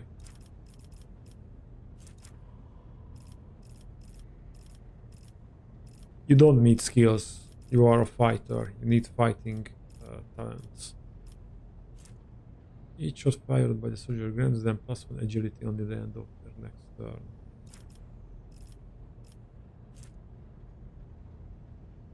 First hit of each burst attack deals additional damage equal to the weapon's current rate of fire. Point blank. All the soldiers area attack. I think the rapid reload, what we need here, because the reload costed 3 AP. That's a lot. And if we keep firing burst fires, that means she will run out of ammo pretty quickly.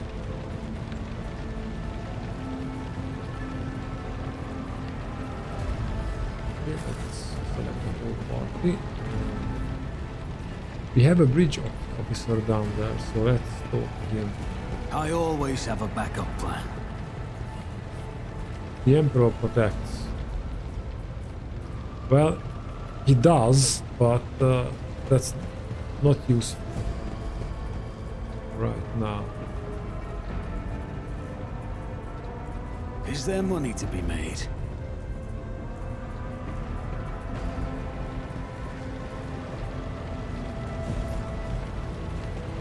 check the map. The heir is dead. He sacrificed himself to save the entire dynasty. Old man, he was never going to make it. He was mutating right in front of us. You just ended his suffering sooner. Can go them. Or we can. And there are people. Ah, Helmsman. Cover, Master Helmsman, system status report. By the Emperor is the Seneschal. Living and breathing. The white-haired man with sickly pale skin salutes you. Well, there's a tricky question. The whole place is overgrown with foul wickedry. We'll be scrubbing it off the wheat screens for Throne knows how long. How did you people survive here? No, we need to re-establish contact with the Navigator Sanctum. It's our only chance of escaping from the war. Let's ask this question because there was a heretical ritual at the other end of the bridge. The mechanisms around the bridge must have been Providence. It better have the Emperor's, not someone else's. When they barged in here, the ones with the Master of Whisperers, some officers charged them, but it wasn't even a fight. I grabbed whoever I could and dragged them behind the cogitators, then I prayed for a rescue. Okay, we need to establish the communication. The words seem to knock the officer out of their stupor, and the air around you fills with voices and commands being issued. You hear someone sobbing, one of the survivors working under the stress. Adebar cuffs the crying officer without even looking. Because cuffing him will achieve what? Restore the Vox channel to Navigator Sanctum. Ready the crew. Prepare for transition to real space. Adebar pauses for a few seconds before turning to you. Rakan, you may call me superstitious, but translation is not a good time to disregard rules. You are the only one who speaks for House von Valancius. You may not be the Lord Captain, but you more than anyone else deserve to take her place in the ritual that is about to commence. He directs your attention upward to the throne that sits at the apex of the tall staircase. What must I do? Take the Lord Captain's seat, order the final preparations, wait for the officers to report. Bah, blast it all over the void. Translation is a craft, not something to be explained in a tick. Just go up to the throne, Master Kraken. These people are about to do the impossible. The least they deserve is the solace of seeing a figure sitting in the usual spot. Please hurry, every second we waste is a terrible risk. I am ready. Begin the ritual.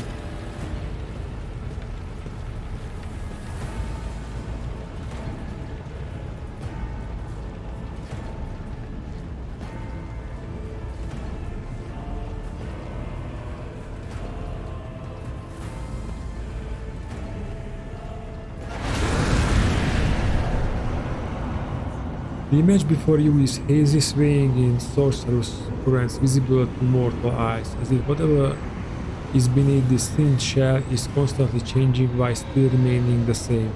It has taken the guise of Theodora, but the false rock trader's eyes reveal the entity's true surreal nature. One of Theodora's eyes is enforged in otherworldly fire, the other, a vessel of ancient evil, bores into you. A voice seeps directly into your brain without even reaching your ears, and this voice booms with all the horrors of the war. Mortal, who are you to oppose the very flows of fate? Are we going against Cench here? The vision lowers its head, its harrowing gaze boring into you. For but a moment something changes in Theodore's expression. It almost looks like a shadow of fear. It matters not. Your footfalls are an echo of the sand pouring between the scales. Your hopes and faith are my mockery. You are to blame for Theodora's death. The vision lets out a calling laugh. I am the beginning and the end, and all that courses in between. I am the voice of the truth and is destined to triumph.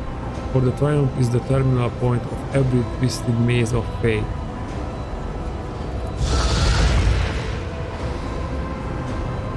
Your head begins to spin and vicious drops slither down your cheeks. You blink and you are no longer looking at Theodora. It is the traitor Voidgill, just as fluid and apparent as the previous apparition. The same terrifying voice ceased from his lips. The aspirant wolf returned with a trophy, a relic that could serve the edge of daybreak. That fate was assured and the steps chosen, and yet you broke the unbreakable when you took the aspirant's place. I see you. On the day when the final drone rises over the Iron World, I see you by my side on that day. The day of my resurrection. Well guys, I think we're dealing with a demon here. The image is scattered by invisible sorcerous winds, and you see Idira, her eyes aglow with the same sinister flame. Your image is woven into the tapestry of this thing to come. I am the wheel of the weaver of destinies, and today I will weave a new thread of elusive possibilities and flicker chances. The thread that will lead you out of the maw of irreversibility. The thread that will help you find the keys of salvation. The thread that will guide you and the weapon of our return to me.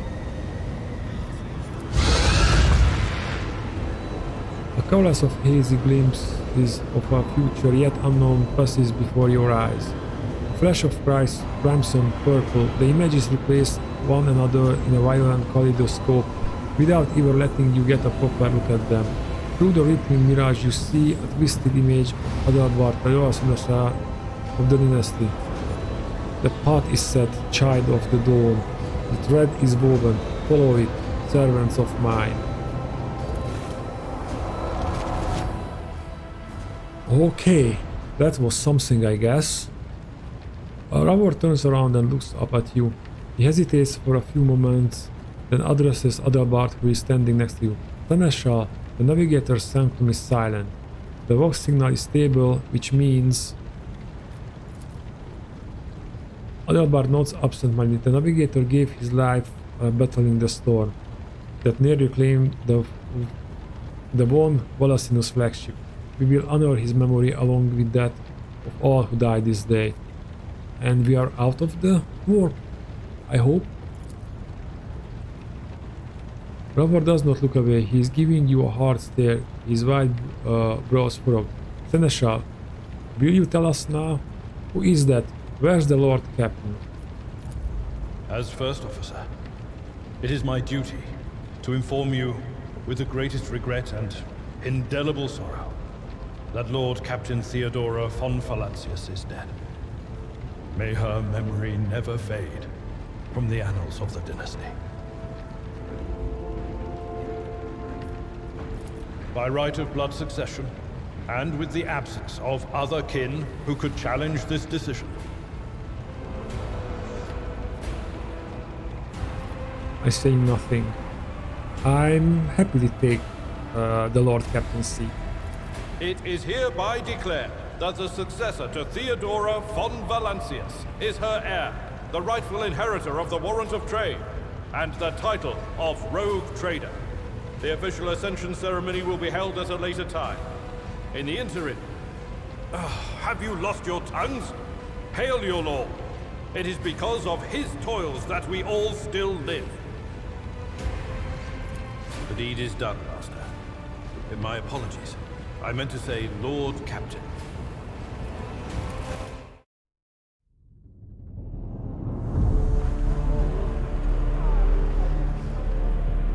The treachery of the Master of Whispers was fruitless, but victory came at a great cost.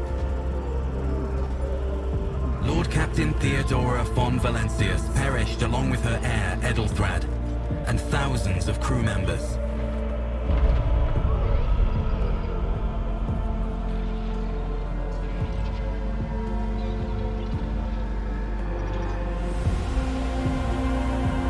Yet hope remained. For the second in line to the Rogue Trader dynasty survived. to hang the ancestral banners once again and exact vengeance on the enemies of House von Valancius and humanity.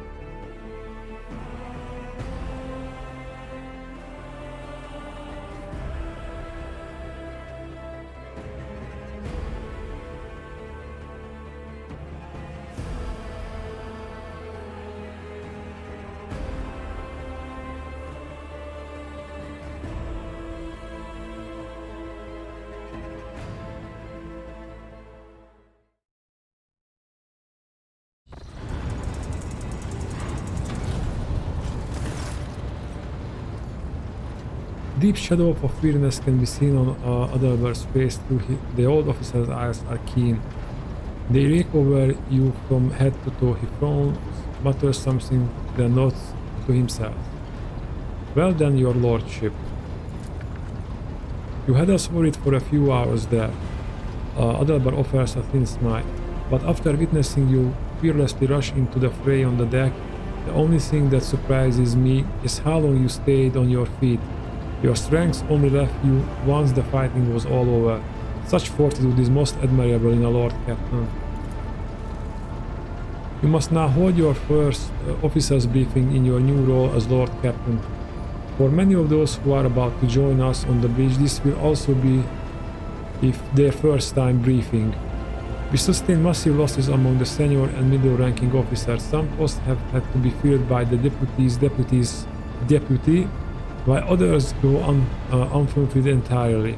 And now the deck clans are deciding who will take over the leaderless crews.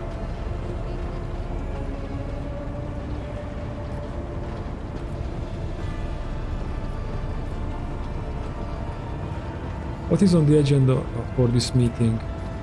Reports on the condition of the ship and crew. The Lord Captain is not usually drawn away from her important affairs to attend such routine briefings, but this is a unique situation. I am still receiving updates from across the ship, and they are not encouraging. Getting this bird to fly could take a gargantuan effort, even so far as you personally negotiating with the authorities of the system we are currently in. So prepare to hear a bevy of complaints and excuses, your lordship. Take this opportunity to get a good look at the officers who work 6 decks away from the bridge, and they in turn will have the honor of beholding the visage of their Lord Captain.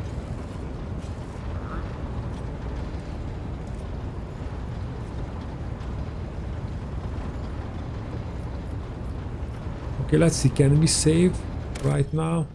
No, we can't. Okay, I think we do this briefing and we call it an episode for today. Have you succeeded in tracking Voidly? Oh, I didn't want to go there. The old officer grabs and looks at you oddly. I do agree that your elevation to your new status was rather prestigious. I assure you there are good reasons for it. Not the least the fact that without a Lord Captain the ship would be destined for naught but disaster, but I digress. Albedar's voice softens slightly. You do not have a choice, Rakan. You are, I think we... Yeah, I think I clicked on the wrong one. You are the name heir of the rogue trader and your fate is predetermined. Besides, Seneschal lowers his voice. If Conrad is guilty of the deaths of the other candidates, then his assassins must still be there, waiting. I doubt they are reckless enough to attack you if you are draped in the mantle of the rogue trader. But if you were to disembark the ship, bearing only the status of an ordinary servant of the Emperor, I understand. Let us return to more pressing matters. So, have you succeeded in tracking down Voidgear? No, Lord Captain. In all the commotion, his trail went cold, or people are still on the hunt for him, and any mutineers who may still be skulking in the ship's many corridors, but frankly I would not be surprised to hear that we are now one shuttle short. I am afraid that it will be some time before he answers for all that has he wrought. How did we come to lose so many officers? It appears the heretics were deliberately targeting the vessel's command. They knew exactly whom they were looking for and where they could be found, which is unsurprising given that their informant on board was our master of whisperers. I am ready to start the briefing. Summon the officers. The gesture Adalbert relays the order to the adjutants at the far end of the magnificent chamber. You have found consumable items. Grenades, stimulants, medkits, okay. It's a bit buggy, but it's okay, I think. A dozen pair of eyes bore into the expressions, revealing restraint, joy, curiosity, and wariness. Attention officers, you have been granted an honor. Lord Captain Trakan von Valancius will personally conduct today's briefing. Our most gracious Lord Captain is ready to hear your report. Yo, I have the time. Okay.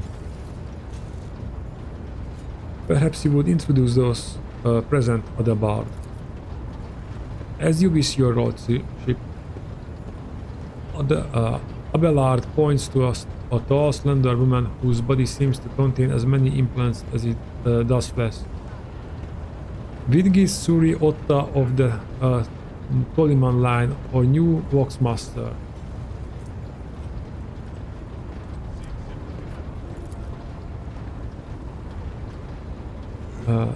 It's an honor to serve your lordship.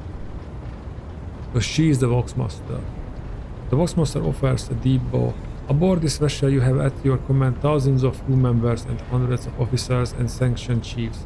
I am responsible for receiving, processing and sending all communications between you and them, as well as external sources. I am your eyes and mouth, Lord Captain.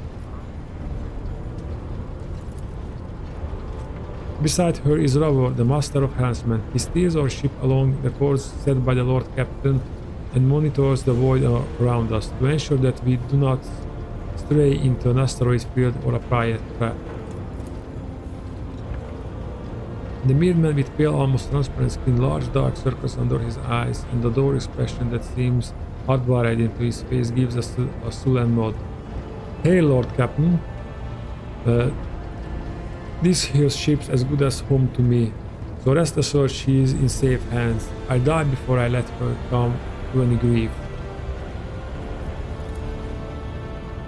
And lastly, our High Factulum Jaris Danor, who oversees supplies, procurement and the general material well-being of the ship.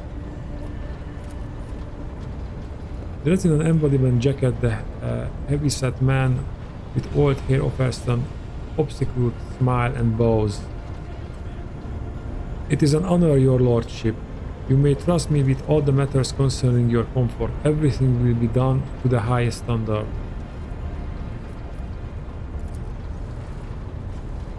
In the second row we have 3 officers charged with overseeing the ship's vital functions. The Master of Ordnance is responsible for the artillery aboard. The Infernus Master, whose crew work to prevent and extinguish fires on the ship. And lastly, the Dry Master, servant of the Omnissiah.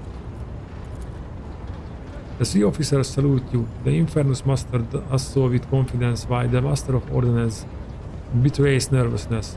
The Dry Master offers a salute resembling a dance involving the complicated manipulation of all the Tech Priestess Becatendrials. Is that everyone? Unfortunately, our Koi Master, the esteemed Zachariah Weiss, head of the Astropod section, is unable to join us. He is in charge of communication with distant star system.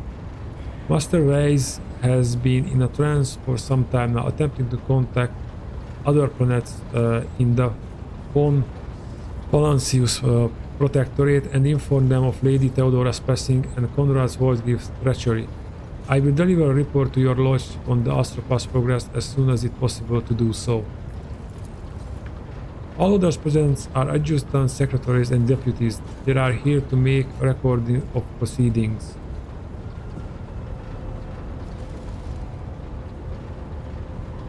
Okay, I wish to hear the Infernus Master report. Yes, Lord Captain, the tall young man bows his head in deference. I can report that all fires across all decks have now been extinguished. The preliminary damage assessment in terms of material losses and crew casualties has been completed. The results have been submitted to the Seneschal and the High Factotum. The post passed to him after the previous Infernus Master and his next 3 deputies expired in the line of duty. Adabad remarks in a low voice, speech for your eyes only. The lad is managing well so far. He can take the heat, so to speak. Yeah, and I guess no pun intended. High Factotum, what have you to report? We are toiling day and night to compile a full account of the losses. The task will require next to no involvement from your lordship. I will personally ensure that all damaged components are given into the Tech Priestess' hands for retention and that all lost supplies are replaced. There is only one resource that I cannot replace single-handedly, and that is people. We have lost more than 2,000 crew members, and unfortunately this number is not conferred to the scum from the lower decks, which are easily replaced, but also includes trained professionals. We will be able to make up our losses on the nearest planet, Ricide Minoris. However, the planet, the whole star system in fact, belongs to the Winterscale Rogue Trader dynasty. We cannot simply begin recruiting on the planet without first coming to an understanding with the governor. In that respect, I am powerless. Negotiations at this level are a matter of the Rogue Trader.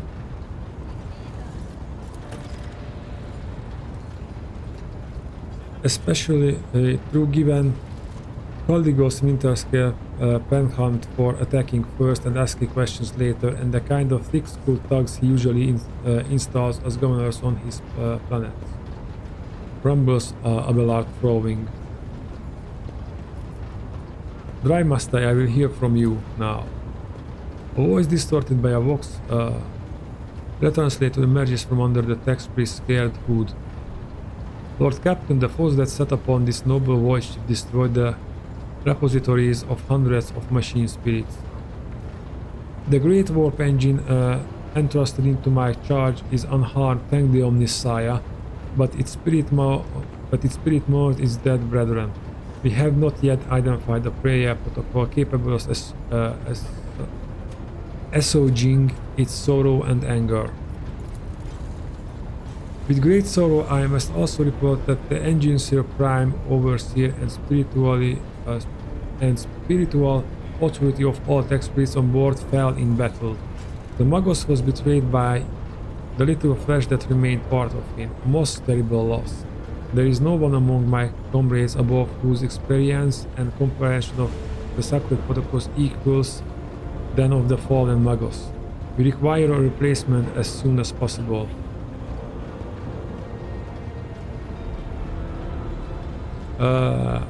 I know what he said. I see. Basically, he said they need a very experienced engineer to run the ship because they don't have the knowledge. I see. Thank you.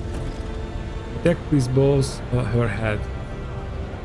Master Helmsman, deliver your status report. Right you are, Lord Captain. To cut a long story short, the outlook is bleak. The ship sound more or less, but without the Engineer Prime and Navigator who fell in battle, we have no way out of the system. If we try to set so much as a toe inside the warp, I don't know what will happen first, or warp drive being torn to pieces, or all of us melting into the bulkheads. Your lordship, if you will allow me to interject. When we arrived in this system, my crew followed standard protocols and conducted an account of all available communication channels in the region. One of them was a novice Nobilite station. The station maintains complex vox silence, complete vox silence, but even its presence here inspired hope. To have located a navigator in the very same system is an incredible stroke of luck, a true blessing from the God Emperor. If I were you, I would grab this chance with both hands, or else you will soon be eyeing up Astoris to use as your new residence. In slightly less shitty news, we can go round and round this system till our heads are swimming as long as the Promethean and supplies last. And if any thick as rock shit lowlifes come sniffing around, we will be able to take them out, so don't worry on that score. Master of Ordnance, do you have anything to report? The Master of Ordnance gives you a gloomy look. No, my job's simple. Maintain the arsenal and fire when I'm told. But just ask anyone, we've got no able crew. No, Lord Captain. Master of Ordnance, you forget yourself. So what? Comes the officer's hostile and bitter reply. It is as if a dam has burst inside and all his pent-up emotions are rushing out of him. The ship's in ruins, every second officer is dead, and now we got a Green Lord Captain who's supposed to lead us to Void knows where. Silence! The bridge, a magnificent glass panel, seems to tremble under the force of Abelar's roar. Enforcers, seize this mutineer. Can we intervene? Okay.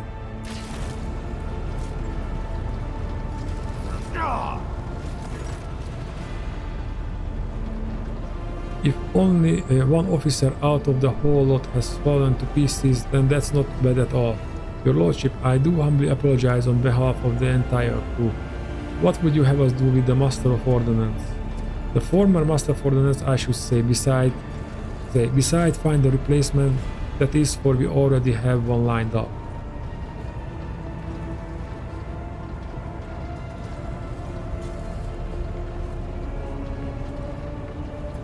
Iconoclast, stand down, release him. I have no intention of punishing a man for a moment of weakness, not after the terrible attack we have endured. Bella stares unblinkingly at the Master of Ordnance. Cease your sniveling. You disgraced yourself and your entire clan. Enough. The hysterics are over. Let us resume. The Master of Ordnance stands up, wiping the blood from his broken nose. His face is the picture of shock. What just happened seems to be dawning on him only now, and the knowledge of the fate he so narrowly escaped. To summarize, we have sustained serious losses in crew members and we require a new engine seal prime and navigator.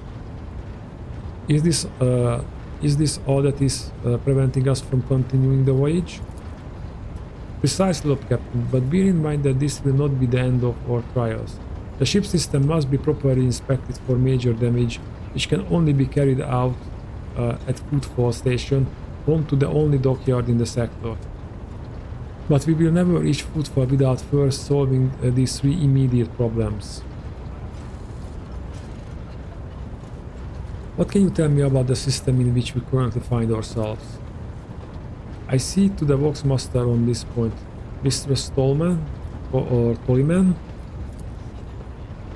We are in the Ricard system, and our voyage here was undertaken on the orders of your Lordship predecessor.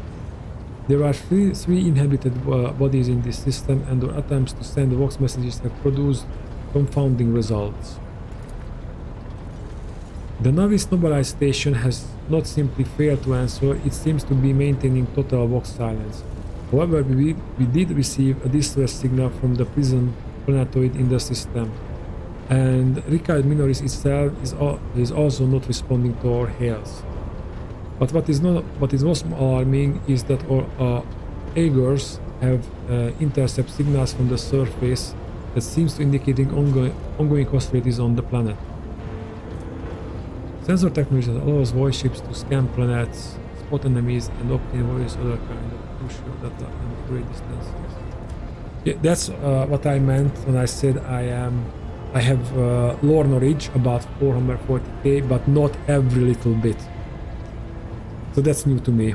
Or I believe I read that somewhere, someplace, but I didn't put two together.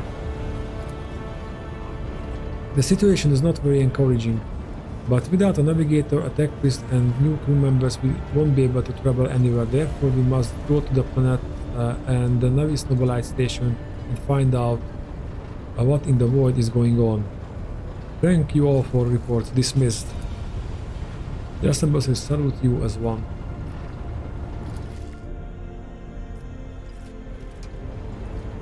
Your lordship, there is one other thing.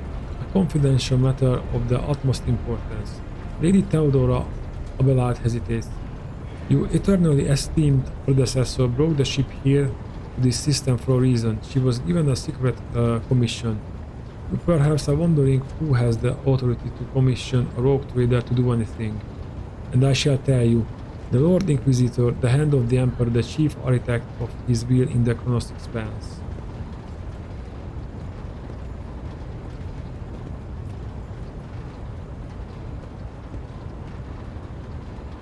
I came across a strange handwritten letter on Theodora's desk. It was signed XC. You are referring to the contents of that note, I presume? Yes, quite right, XC. Xavier Calcazar. Lady Theodora was to seek out the Lord Inquisition's right-hand man, one Heinrich von Kalox. An interrogator, you understand. All I know is that he is somewhere in this system, that we must find him and offer him whatever assistance he requires, and then deliver him to footfall in the Furbundos system. Finding him without any more information to go on will be difficult indeed, but an Inquisitor is an important individual. The authorities in this system, either the Novice Nobolite or the Governor of Reichen Minus, may know something. That is all of it, your lordship. You have a great deal of work ahead of you, but is a mere taste of the daily burden of a rogue trader. Soon you must take up the reins of the von Valancius Protectorate. Adelbar gives you another pushing look as if trying to gauge how long you will hold out under this mounting of problems. His face softens slightly and it seems he's about to offer some words of encouragement, but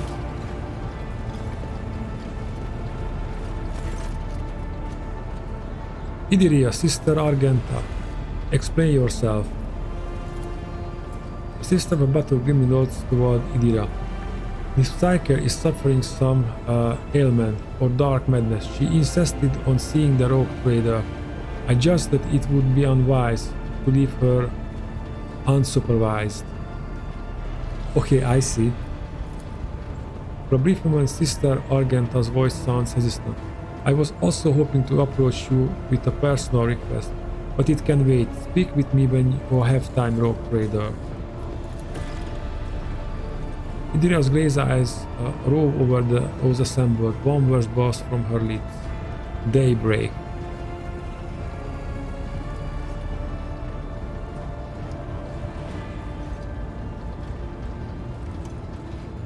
Idiria, come to your senses.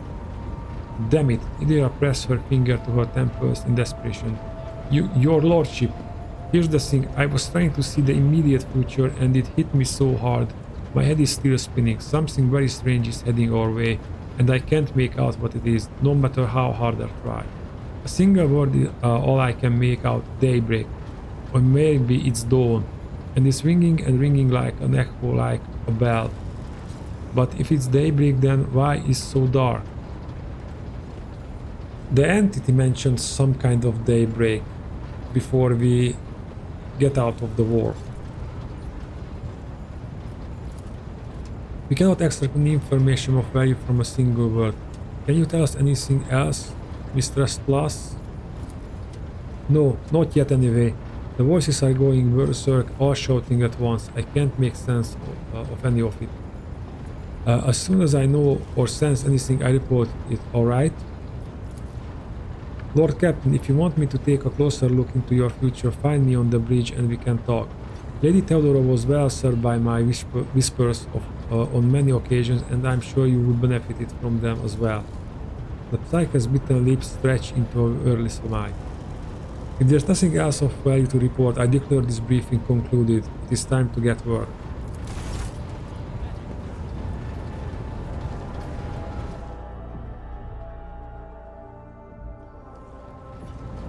Okay, and that was a bit more reading than I intend to do.